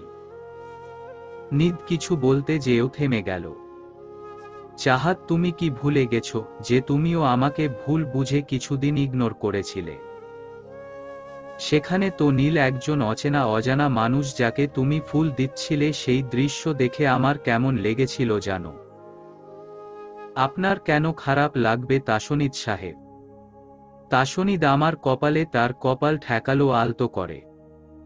আমি চোখ বন্ধ করে নিলাম। সাথে সাথে আমার হৃদয় প্রাঙ্গণ সিক্ত হলো আবেশে। এত কাছে নীদ আগে কখনো আসেনি। হিসহিসিয়ে বলল, তোমার মুখে নীদ ডাকটাই ভালো লাগে শুনতে চাহাত। এখন হঠাৎ ডাক বদলাতে চাচ্ছ কেন? আমি চোখ বন্ধ রেখেই আস্তে আস্তে বললাম, তখন যে বললেন তাসনিদ আপনার নাম, সেটা ছাড়া যেন অন্য নামে না ডাকি। তাসনিদের কোনো জবাব পেলাম না, কিন্তু বুঝলাম সে সরে গেছে আমার কাছ থেকে। আমি চোখ খুলে আবিষ্কার করলাম সে আমার পায়ের কাছে হাঁটু গেড়ে বসে আছে, আমার দিকে তাকিয়ে। আমার এক হাত তার দুই হাতের মুঠোয় নিয়ে বলতে শুরু করল, তুমি জানো চাহাত, যেদিন তোমাকে দেখেছিলাম সেদিনও আমি বুঝিনি এই আমি তাজওয়ার তাসনিদ, যে কিনা কখনো কোনো মেয়ের প্রতি ফুরবল হয়নি, যে কিনা প্রেম ভালোবাসা থেকে হাজার গুণ দূরে থেকেছে, নিজেকে শক্ত খোলসে আবৃত করে রেখেছে, যে বিশ্বাসই করত না নিজের পরিবার ব্যতীত অন্য কাউকে অনেক গভীরভাবে ভালোবাসা সম্ভব। সেই আমি কিনা তোমার মায় এইভাবে ডুবে মরলাম, নিজের সর্বস্ব হারালাম তোমার মাঝে, নিজেকে ভেজাতে চাইছি তোমার ভালোবাসার বৃষ্টিতে, আমার অস্তিত্ব জুড়ে তুমি জড়িয়ে গেছে চাহাত। আমি তোমার মায়ার শহরে হারাতে চাই, আমি তোমার ভালোবাসার শহরে হারাতে চাই, আমি তোমার প্রার্থনায় আজীবন থাকতে চাই, আমি তোমার ভালোবাসার প্রিয় প্রহর হতে চাই, আমি তোমার প্রিয় প্রহরে থাকতে চাই চাহাত। নিদ এটুকু বলে থামল। তার দৃষ্টি এখনো আমার চোখের দিকে। আমার চোখ ছলছল করছে, কিন্তু আমি এখনো চাই না কেঁদে তার কথা থামিয়ে দিতে। আমি তার মনের সব কথা শুনতে চাই, আমি তার অনুভূতিগুলো প্রবলভাবে অনুভব করতে চাই। সে বলতে থাকুক আকুলতা ভরা কণ্ঠে তার অনুভূতি, আমি তাতে সিক্ত হতে চাই। আমিও যে তার মায়ে ভীষণভাবে, খুব বাজে ভাবেই ফেসেছি। নিদ আবার বলতে শুরু করল, আমার অনুভূতি কবে এত প্রখর হয়ে গেল তোমার প্রতি বুঝে উঠতে যখন শুরু করেছি, ঠিক তখনই নীলের আগমন। আমি সে দৃশ্য সহ্য করতে পারছিলাম না। আমি মনে করতাম তোমার বন্ধুত্ব, ভালোবাসা, তোমার হাসি, কান্না, ব্যথা, আনন্দ সব থাকবে আমাকে ঘিরে। আমি ব্যতীত তৃতীয় জন থাকবে না আমাদের মাঝে। কিন্তু নীলের সাথে কয়েকবার তোমাকে দেখে আমি সহ্য করতে পারছিলাম না। আমার রাগ হলো, ভীষণ রাগ। মনে হলো সব ধ্বংস করে দেই। তোমাকে সেই রাতে দেখেই আমার খুব করে তোমাকে সব কিছু জিজ্ঞেস করতে ইচ্ছা করছিল, কিন্তু নিজেকে দমিয়ে নিলাম। ভাবলাম তোমার পার্সোনাল ব্যাপারে হস্তক্ষেপ করা কি ঠিক হবে, কিন্তু এই বিষয়টা মানতেও পারছিলাম না। আমি ছাড়া অন্য পুরুষ কেন থাকবে তোমার জীবনে? কেন যেন না চাইতেও তোমার উপর শুধু আমার অধিকার থাকুক, সেটাই চাইছিলাম। তুমি যখন কথা বলতে আসতে, তোমার সাথে কথা বললেই খারাপ ব্যবহার করে ফেলতে পারি, কারণ আমি রেগেছিলাম। তাই ভাবলাম দূরত্ব রাখাই কিছুদিন ঠিক হবে। কিন্তু এই দূরত্ব আমাকে বুঝিয়ে দিল। আমি আকুলতা ভরে জিজ্ঞেস করলাম, কি বুঝিয়ে দিল? আমার তোমাকেই লাগবে। আমার ভালো থাকতে হলে তোমাকেই লাগবে। আমার তোমাকে চাই Chahat, I really want you. আমি তোমাকে ভালোবাসতে চাই। একটু থেমে আবার বলল, আমার মনের ভালোবাসার বীজ গাছ হয়ে ডালপালা ছড়াতে শুরু করেছে চাহাত। আমি আর নিজেকে আটকে রাখতে পারবো না, সম্ভব নয়। আজ যখন তুমি নীলের সাথে ফিরে এলে, তোমাকে নীলের সাথে হাসি হাসি মুখে দেখলাম, যখন আমার কিছুই ভালো লাগছিল না। আমার সব জানা দরকার ছিল, নিজের অনুভূতিগুলো খুব করে বলা দরকার ছিল। আমি আর এই দূরত্ব মেনে নিতে পারছি না চাহাত। তোমার মনে কি আমাকে নিয়ে কোনো অনুভূতি সৃষ্টি হয়নি এই কয়েক মাসে? বলো চাহাত, তুমি কি নীলকে? আমি নিদের ঠোঁটের উপর আঙুল রেখে তাকে চুপ করিয়ে দিলাম। তার সামনে আমিও বসে পড়লাম। তার কপালের উপর আলতো করে ঠোঁট ছুঁয়ে বললাম, আমিও আপনাকে ভীষণ ভালোবাসি নিদ সাহেব। এই কথা বলেই আমার গলা কেমন শুকিয়ে গেল। গলা আমার শুকিয়ে কাঠ, কিন্তু মনে অনেক আনন্দ হলো। আমি ঢোক গিলে বললাম, এই ভালোবাসা আমার এক দুদিনের নয় নিদ, সেদিন থেকে শুরু যেদিন আপনাকে প্রথম দেখেছিলাম। ভালোবাসার জোয়ার আমাকে সেদিনই ভাসিয়ে নিয়েছিল। কাউকে দেখে অস্থির হতে পারে মন, আবার কাউকে না দেখেও যে অস্থির হতে পারে, সেটা আপনাকে দেখার পরই আমি জেনেছি। আর তাই তো আপনার থেকে দূরে থাকতে চেয়েছিলাম। চেয়েছি আমি আপনাকে দূর থেকেই দেখে আমার চোখের তৃষ্ণা মেটাবো। কিন্তু সেই তো আপনার আর আমার দেখা হয়ে গেল নিজের অজান্তে। তারপর আর ধরে কোথায় রাখতে পারলাম নিজেকে। যদিও জানতাম আপনি আমাকে বন্ধু হিসেবেই দেখেন, কিন্তু আমার মনের গহীনে ভালোবাসা দিন দিন বেড়েই চলেছে আপনার জন্য। আমি যে ভীষণভাবে আপনাকে মজেছি। এখন আমার কি করণীয় নিজ সাহেব? আমাকে রাস্তা দেখান। আমি যে ডুবে যাচ্ছি, কুল যে পাচ্ছি না। নিদ হতভম্ব হয়ে কিছুক্ষণ বসে থেকে আমাকে তার বুকে শক্ত করে চেপে ধরল। তোমার নদীও আমি, কিনারাও আমি। আর আমাতেই তুমি ডুববে, আবার আমাকে আঁকড়ে ধরেই ভাসবে। আমিই তোমার শেষ ঠিকানা, আমিই তোমার রাস্তা। আমাতেই শুরু হয়ে তুমি আমাতেই শেষ হবে। আমার হাত মধ্যিখানে ছেড়ে দেবেন না নীল। হয়তো বেঁচে থাকব, কিন্তু সেই বাঁচা কি আদৌ বেঁচে থাকার মতো হবে? সহ্য হয়তো করে নেব, কিন্তু কতদিন সামলাতে পারবো জানি না। এই যে তোমাকে আমার বুকে স্থান দিয়েছি, এই জায়গা মরার আগ পর্যন্ত আর কেউ নিতে পারবে না। Chahat, I promise. I am always yours. আমার ঠোঁটের কোণে হাসি ফুটে উঠল। এই যে সে তার বুকের মাঝে আমাকে একটুখানি জায়গা দিয়েছে, সেটাই যে আমার জন্য অনেক। তার বুকের একখণ্ড জমিনের মালিক যে এখন থেকে আমি। আমি মিনমিন করে বললাম, আপনার শহর জুড়ে ভালোবাসার বর্ষণ হোক আমার নামের। ভাবি কি খবর? ভাবি ডাকটা শুনে একদিকে যেমন আমার প্রচুর লজ্জা লাগতে শুরু করল, তেমন ভালো লাগাও কাজ করল। শরীরে কেমন যেন একটা শিহরণ বয়ে গেল। নিজ যে মাহিম ভাইকে আমাদের ব্যাপারটা বলে দিয়েছে, এইখানে এসে ভালোই বুঝতে পারছি। আমি আর চোখে একবার নিদের দিকে তাকালাম। উনি আমার পাশে বসে মিটিমিটি হাসছে, আর আমি লজ্জায় শেষ। মাথা চুলকিয়ে এবার মাহিম ভাইয়ের দিকে তাকালো নীল। থাক, আমার বউটাকে আর লজ্জা দিস না। এমনিতেই চোখ মুখ লাল হয়ে গেছে। কখন যেন নেতিয়ে পড়ে জ্ঞান হারালে আবার সমস্যা। নিদ আর মাহিম ভাই হাসছে, আর আমি কোথায় লুকাবো জায়গা পাচ্ছি না।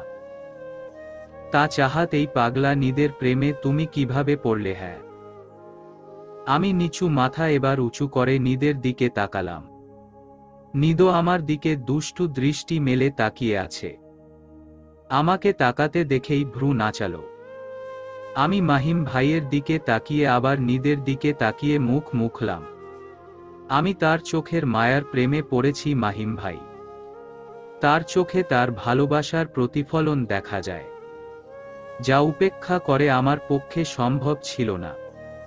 নিদের চোখে মুখে হাসির রেখা। মাহিম ভাই আর কিছু বলার আগেই নিদ বল, কি ব্যাপার রাসেল? সজল, অনিমা এখনো এলো না যে? জুম্মার নামাজ তো সেই কখন শেষ হয়েছে। বরযাত্রী তো চলে আসার কথা। আমি কল দিয়েছিলাম, চলে আসবে এখনই। মাহিম ভাই নীলকে দেখে এগিয়ে গেল। নিদ আমার পাশে আরেকটু এগিয়ে এসে বসল। যে কথা আমাকে কখনো বলনি, সেটা মাহিমকে কি সুন্দর বলে দিলে। আমি আবার লজ্জায় পড়লাম। তার দিকে পূর্ণ দৃষ্টি মেলে তাকাতে আমার খুব বেগ পেতে হচ্ছে। এত লজ্জা পাচ্ছ কেন? আপনি মাহিম ভাইকে সব বলে দিয়েছেন। তোমার সব জানার আগে থেকেই মাহিম সব জানে। সত্যিই সব জানে? আমি অবাক হয়ে জিজ্ঞেস করলাম। সব? শুধু মাহিম নয়, বাকিরাও জানে। ওরা আমার জীবনের অনেক বড় একটা অংশ জুড়ে আছে।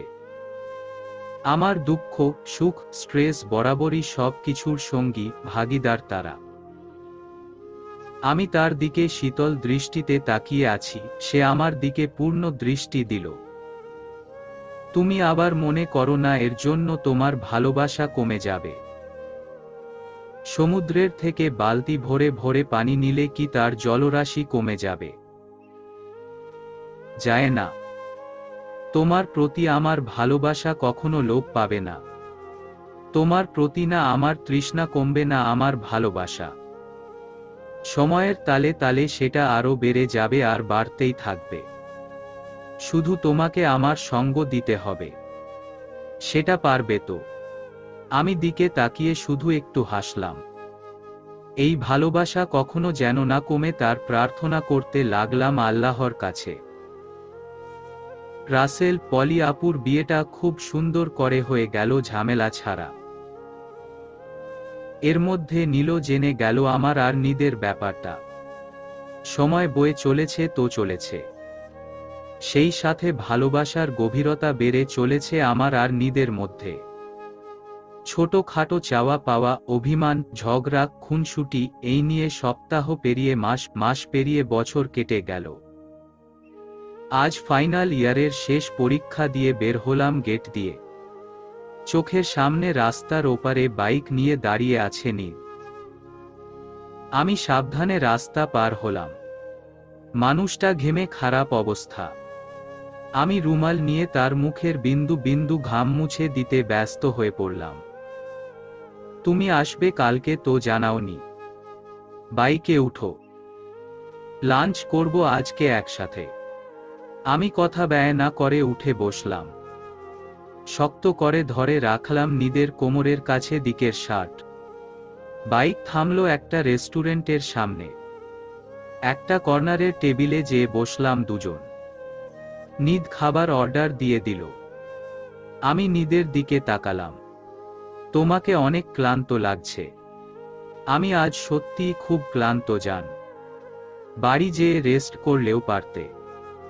শুধু শুধু গরমের মধ্যে এইখানে আসতে গেলে কেন? অসুস্থ হয়ে গেলে কি হতো? তোমাকে খুব দেখতে ইচ্ছে করছি যে। আমার মনের ক্লান্তি যে এখন দূর হলো তোমাকে দেখে। এই কারণেই যে ছুটে আসা তোমার কাছে। শরীর ক্লান্ত থাকলেও মন আমার এখন ভালো হয়ে গেছে। বিষয়টা ভালোই বুঝতে পারলাম। পরীক্ষার কারণে এই 10 দিন তার সাথে তেমন দেখা সাক্ষাৎ হয়নি। আমি অবাক হয়ে যাই মানুষটাকে দেখে প্রতিনিয়ত। কিভাবে পারে? কাজের মাঝখান থেকেও সময় বের করে ঠিক আমাকে সময় দেবে, আমার রাগ অভিমান ভাঙাবে। নিদের ছোট ছোট কেয়ার, আবদার সব কিছুই আমাকে আরও তার প্রতি দুর্বল করে দেয়। এই যে কত মাস পেরিয়ে গেল, বছর শেষ হলো, কিন্তু তার ভালোবাসায় কোনো কমতি পেলাম না। সৌভাগ্য আমার নিদকে পেয়েছি আমি। লাঞ্চ করে ফিরে এলাম বাড়িতে। নিদ গলির মোড়ে আমাকে নামিয়ে দিল। আমি বিদায় নিয়ে বাড়ি ফিরে এলাম। গেটে ঢোকার পরপরই নিদ এলো। সিঁড়ি দিয়ে আগপিচ করে উঠে যে যার ফ্ল্যাটে ঢুকে গেলাম। সন্ধ্যায় তার মেসেজ এলো, ছাদে এসো।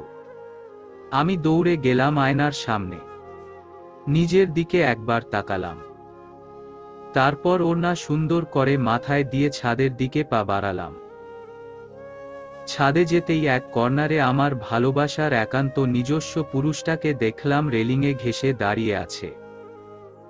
আমি সেদিকে পা বাড়ালাম। আমি কাছে যেতেই সে এক হাত বাড়িয়ে দিল আমার দিকে। আমি হালকা হেসে তার হাতের উপর হাত রাখলাম। হাত রাখতেই সে টেনে নিল আমাকে তার বুকে। আহা কি শান্তি! এবার খুব শান্তি লাগছে জান। এই 10 দিন বুকটা খালি খালি ছিল। এখন ভালো লাগছে। সব ক্লান্তি যেন আজ শেষ। আমি তার বুকে মাথা রেখেই চোখ বুজলাম।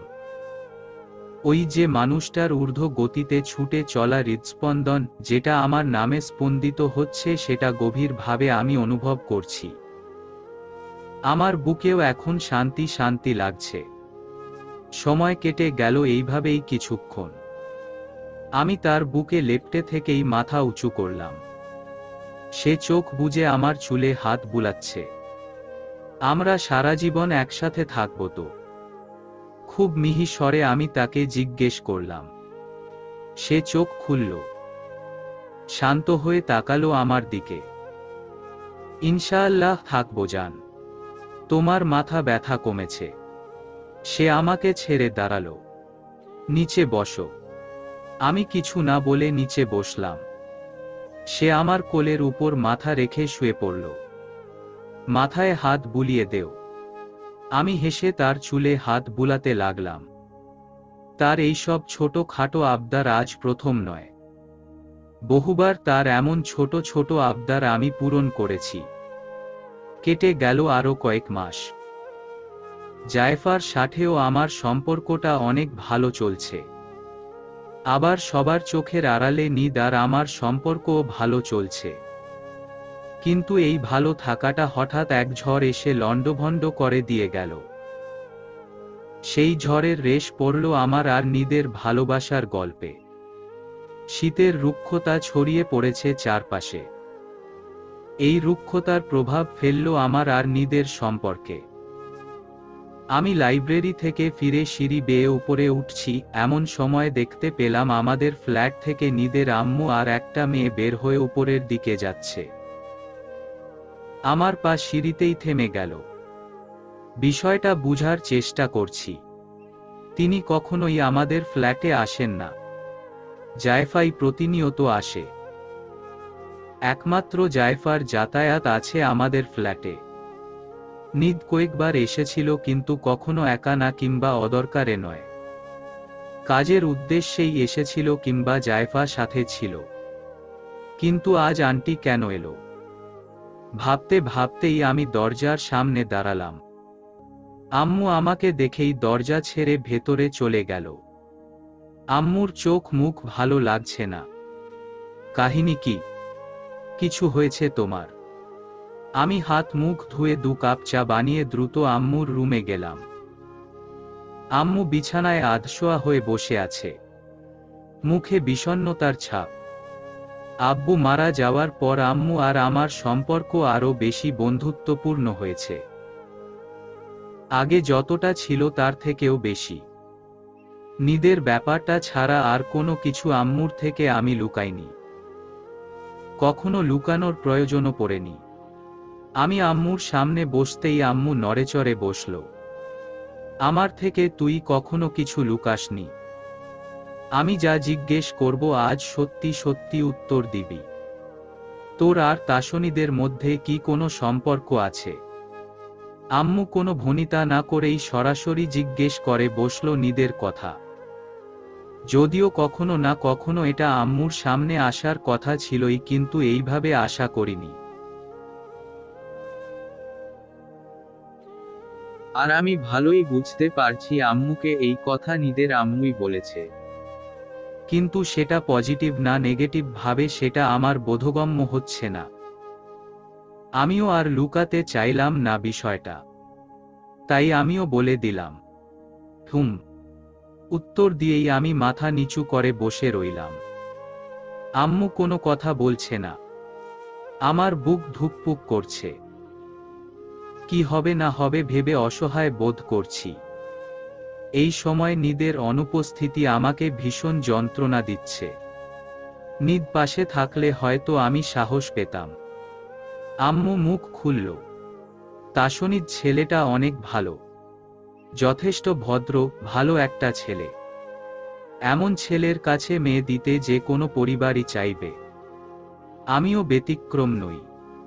আমিও তোকে তাসনিদের হাতে তুলে দিতাম যদি ওর আম্মু তোকে চাইতো। শুরুর দিকের কথাগুলো আমার কাছে মিষ্টি লাগলেও লাস্টের কথাটা আমার কাছে নিমতিতা লাগলো। আন্টি আমাকে তার মানে পছন্দ করে না।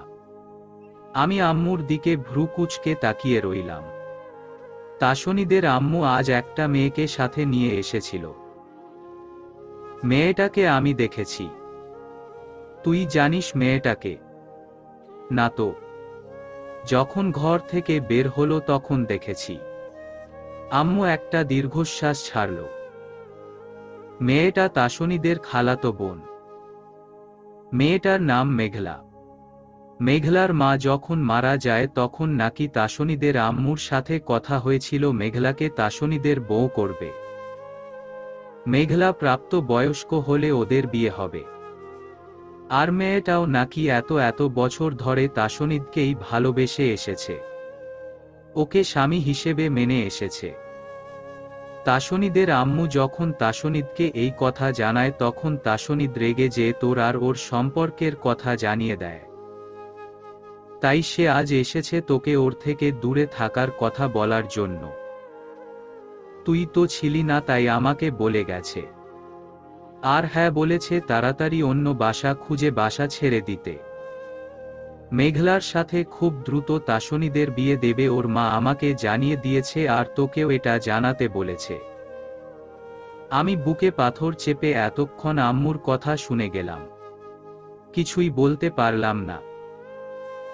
আসলে কিভাবে রিয়েকশন দেওয়া উচিত আমি যেন তা ভুলেই গেলাম। কিছুই বলার ছিল না আমার, মুখ দিয়ে একটু আওয়াজও করতে পারলাম না, যেন আমি কথা বলতে ভুলে গেছি। চোখে পানিও যেন এলো না। কিন্তু আমি কাঁদতে চাইছি, আমার বুক হাহাকার করছে। এ কেমন মুসিবতে পড়লাম আমি। ভালোবাসা পেয়েও কি আমার হবে না? পৃথিবীর বুকে আমার জন্য কি এক চিলতে সুখ লেখা নেই?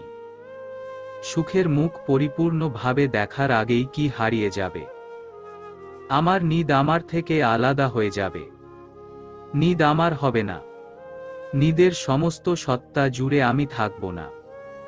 এসব ভাবতে ভাবতেই আম্মু বলল, মারে তুই তাসনিদের থেকে দূরে থাক।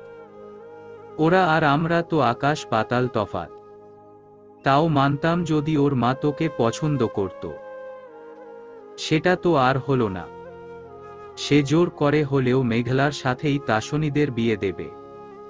তোকে সে মেনে নেবে না, আমাকে সাফ সাফ জানিয়ে দিয়েছে। আমি মায়ের রুম থেকে বের হয়ে নিজের রুমে এলাম।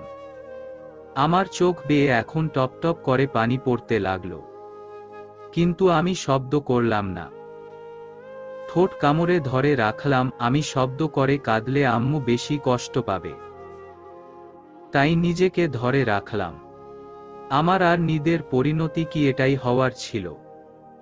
আমাদের যদি মিল না থাকে ভাগ্যে, তাহলে দেখাই কেন হলো? ক্ষণিকের মিল কেন হলো? আমি এসব ভাবতে ভাবতে বিছানায় শুয়ে কখন ঘুমিয়ে পড়েছি আমি নিজেও জানি না। ঘুম ভাঙল খুব ভোরে। বিছানা থেকে মেনে আমি মোবাইল হাতে নিলাম। নিদের অনেকগুলো মেসেজ, মিস কল।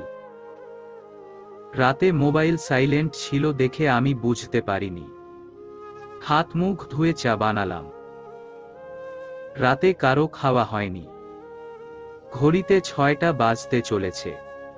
6:30টার দিকে নিদকে একটা কল দেব ভাবছি। চা শেষ করে বারান্দায় কিছুক্ষণ বসে থাকলাম।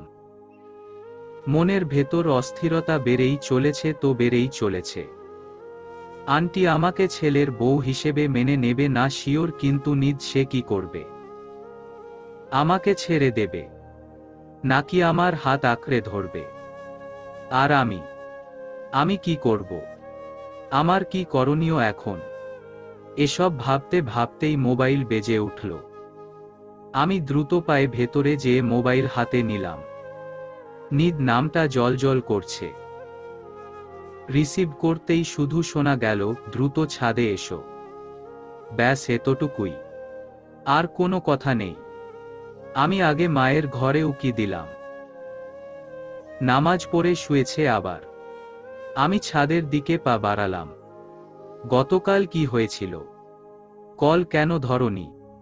নিদ যে রেগে আছে ওর গলার কণ্ঠ শুনেই বোঝা যাচ্ছে। আমি তাকালাম তার দিকে। ঘুম থেকে উঠেই হয়তো চলে এসেছে। এলোমেলো চুল, কুচকানো গেঞ্জি, 3/4 প্যান্ট, ফোলা ফোলা চোখ। আমি মুগ্ধ হয়ে তাকে দেখছি। এই মানুষটা তো আমার। হ্যাঁ আমার। ওর উপর শুধু আমার অধিকার। কেউ বললেই কি ছেড়ে দিতে হবে? আমি কেন অধিকার ছেড়ে দেব? আমি হাত বাড়ালাম তার চুলের দিকে। এলোমেলো চুলগুলো ঠিক করতে করতে তাকে বললাম, ঘুমিয়ে গিয়েছিলাম। মোবাইল সাইলেন্ট ছিল, দুঃখিত। প্লিজ রাগ করো না। সে আমার হাত তার হাতের মুঠোয় নিয়ে তার ডান গালে লাগিয়ে রাখল। তুমি তো ঘুমিয়েছ, কিন্তু আমার যে সারা রাত ঘুম হয়নি। আমি একটু হাসার চেষ্টা করলাম। সে আশেপাশে তাকালো। আমি বুঝার চেষ্টা করছি সে আসলে কি করতে চাচ্ছে। একটা গোলাপ ছিঁড়ে এনে আমার কানে গুজে দিতে দিতে বলল, এবার আমার সকালটা ভালো হবে। শুভ সকাল। শুভ সকাল। প্রায় 15 মিনিট ছিলাম আমরা ছাদে, কিন্তু নিদ একবারের জন্য মেঘলা বা আন্টির কথা কিছুই বলল না। আমার মনে অনেক প্রশ্ন জমে গেল, কিন্তু কিছুই জিজ্ঞেস করতে পারলাম না। নিদ কি জানে না আন্টি কাল এসেছিল আমাদের সাথে দেখা করতে? হয়তো সে জানায়নি। জানালে নিদ শান্ত থাকত না। আর মেঘলার সাথে ওর বিয়ের ব্যাপারটা যেটা নিদ জানে সেটা আমাকে না বলার কারণ হয়তো নিদ চায় না আমি কষ্ট পাই। এটা আমি ভালোই বুঝতে পারছি। আমার মনে হচ্ছে নিদ এই বিষয়টা একা হ্যান্ডেল করতে চাচ্ছে। আর তাই যদি হয় আমি নিদের বলা পর্যন্ত অপেক্ষা করব। অবশ্যই করব। আমি নিদকে বিশ্বাস করি, অনেকটাই বিশ্বাস করি। সে তার অমর্যাদা করবে না আমি জানি। ছোট থেকে জেনে এসেছি আমি তাজ ভাইয়ার বউ হব। এই স্বপ্ন একদিন 2 দিনের না, অনেক দিনের স্বপ্ন। অনেকগুলো বছর আমি তার জন্য অপেক্ষা করেছি। এখন যখন সেটা বাস্তবায়নের সময় হয়েছে তখন তোমার কারণে সেটা সম্ভব হচ্ছে না। এটা আমি মেনে নেব না মেয়ে। আমার জায়গায় তুমি থাকলে কি মেনে নিতে? হয়তো সব জায়গায় যুক্তি চলে না, তবু তাজ ভাইয়া আমার আর ভবিষ্যতে আমারই হবে। তুমি কান খুলে শুনে রাখো। তার স্বপ্ন দেখা তুমি ছেড়ে দেও। আমি তার ঘরণী হতে চলেছি। তার বধূ হওয়ার স্বপ্ন আমার পূরণ হবে। হতেই হবে। খালামণি তোমাকে কখনো মেনে নেবে না। শুনেছ তুমি? তাজ ভাইয়ার থেকে দূরে থাকো। ছেঁড়া কাঁথায় শুয়ে রাজকুমারের স্বপ্ন দেখতে নেই। খালামণি কথা দিয়েছে তাজ ভাইয়ার সাথে বিয়ে আমারই হবে। আমার স্বপ্ন ভাঙ্গের কারণ তুমি হতে যেও না, ফলাফল ভালো হবে না। আমাদের মধ্য থেকে সরে যাও। মেঘলা একদমে কথাগুলো বলে বাসা থেকে বেরিয়ে গেল। আমার কাছে অনেক কিছু বলার থাকলেও আমি চুপ থাকাই বেটার মনে করলাম। আম্মুও চুপচাপ শুনে গেল। আজ হঠাৎ করে মনে হলো আব্বু যদি থাকতো তাহলে কি কেউ এইভাবে আমাদের কথা শোনাতে পারত? আজ আব্বু নামক বটগাছটার খুব অভাব মনে হলো। এর মধ্যে আন্টি আরও কয়েকবার আম্মুকে বাসা খালি করার কথা বলে গেছে। খারাপ আচরণ করে গেছে। আর আজ প্রথম মেঘলা এলো আমার সম্মুখীন। বুঝলাম ভেতর ভেতরে অনেক কিছু হচ্ছে, কিন্তু নিদ আমাকে জানাচ্ছে না। আমিও চুপ করে থাকছি, দেখি কি হয়, পানি কত দূর গড়ায়।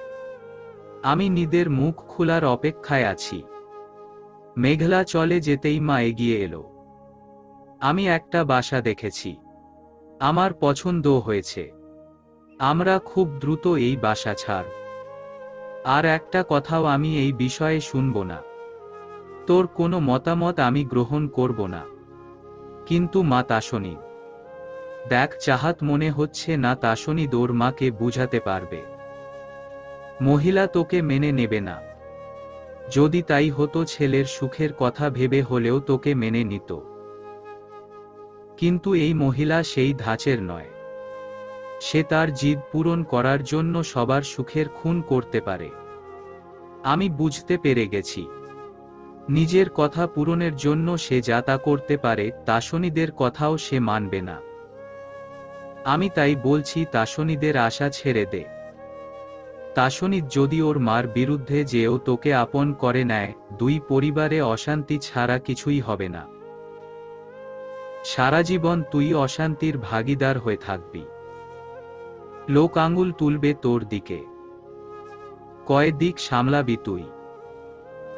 মা কথাগুলো বলে ভেতরে গেল। আর আমি দীর্ঘশ্বাস ছাড়লাম। কোথাও না কোথাও কথাগুলো সত্য।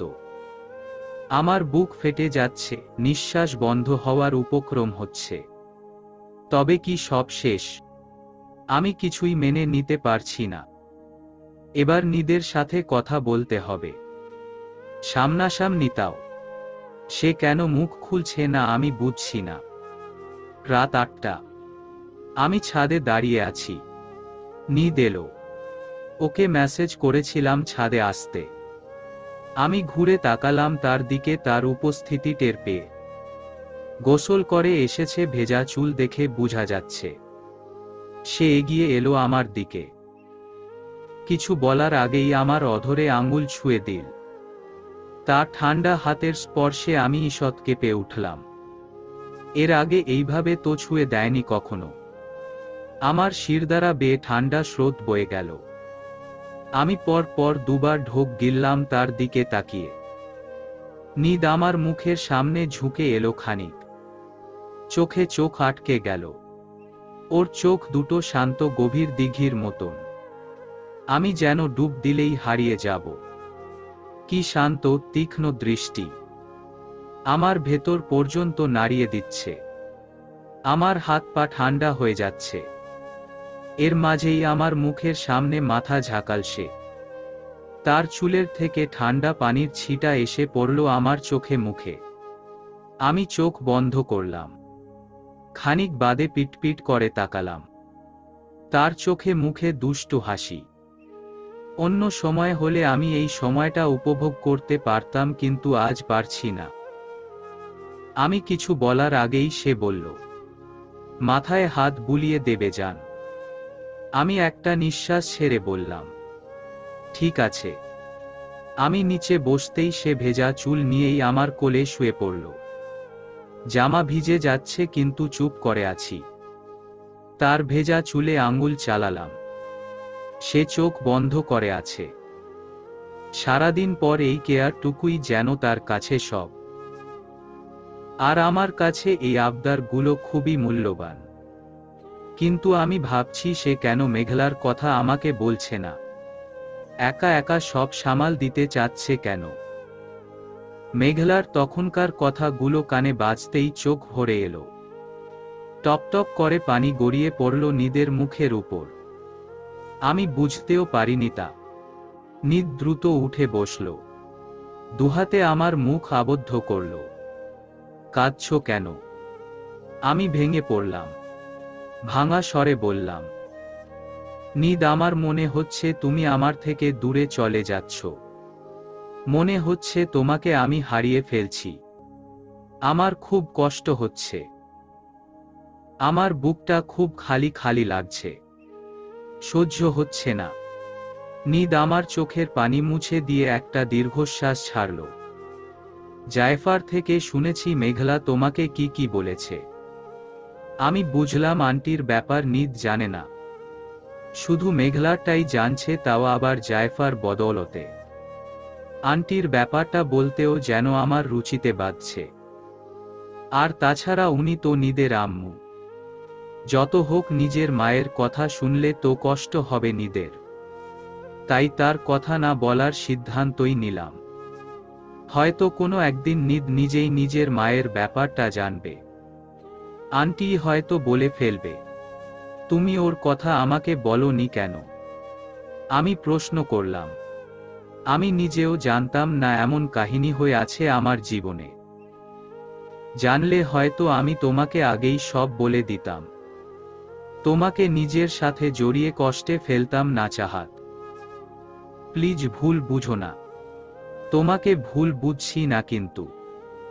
চাহাত, আমি চেষ্টা করছি আম্মুকে আমাদের ব্যাপারটা বুঝানোর। আমার বিশ্বাস সে মেনে নিবে। একটু সময় লাগবে জানি। হুট করে হয়তো সে নিজেও বুঝতে পারেনি তার ছেলে অন্য মেয়েকে মন দিয়ে বসবে। আমি চেষ্টা করছি। তুমি আমার সাথে থাকবে তো? এই সময়টুকু আমাকে দেবে তো? প্লিজ মেঘলার কথায় আমার সাথে মনমালিন্য করো না। আমি উপর নিচে মাথা ঝাঁকালাম। সম্মতি জানালাম তাদের, আমি সময় দিব। নিদ স্বস্তির নিঃশ্বাস ফেলল। তারপর আমার নাকের উপর তার অদর ছুঁয়ে দিল। আমি নিজের মন শান্ত করার চেষ্টা করছি, কিন্তু কিছুতেই পারছি না। আমি নিদের চোখে চোখ রাখলাম। নিদ আমার অদরের কাছাকাছি, খুব কাছাকাছি। যে কোনো সময় ছুঁয়ে যেতে পারে। তার অদরের সাথে আমার অদর, আমি একটু সরে বসলাম। আমার সরে যাওয়ার কারণ নিধ হয়তো বুঝতে পেরে গেছে, তাই সে দীর্ঘশ্বাস ছেড়ে আমার কোলে আবারও মাথা রাখল। মন খারাপ করো না তুমি, কালকে সিলেট যাচ্ছি জান, অফিসের কাজে, মাত্র কয়েকদিনের জন্য। ফিরে এসে এই দুই পরিবার নিয়ে আমি বসতে চাচ্ছি। হ্যাঁ, সত্যি বসতে যাচ্ছি। আম্মুকে আমি যথাসম্ভব বোঝাবো। বাবা মারা যাওয়ার পর আম্মু একা হাতে আমাদেরকে মানুষ করেছে। আম্মু কষ্ট পায় এমন কিছু বলতে কিংবা করতে আমার ভালো লাগে না। তবে আমি জানি আমি ভালো মতো বোঝালে সে আমার কথা অবশ্যই বুঝবে। আমার সুখ তোমাকে ঘিরে, সেটা সে অবশ্যই বুঝবে। তুমি আমার ফিরে আসা পর্যন্ত অপেক্ষা করো জান। আমি তার মাথায় হাত বুলাতে লাগলাম। হয়তো সব ঠিক হয়ে যাবে একদিন। আমি নিজেও সেই আশায় থাকলাম। চলবে।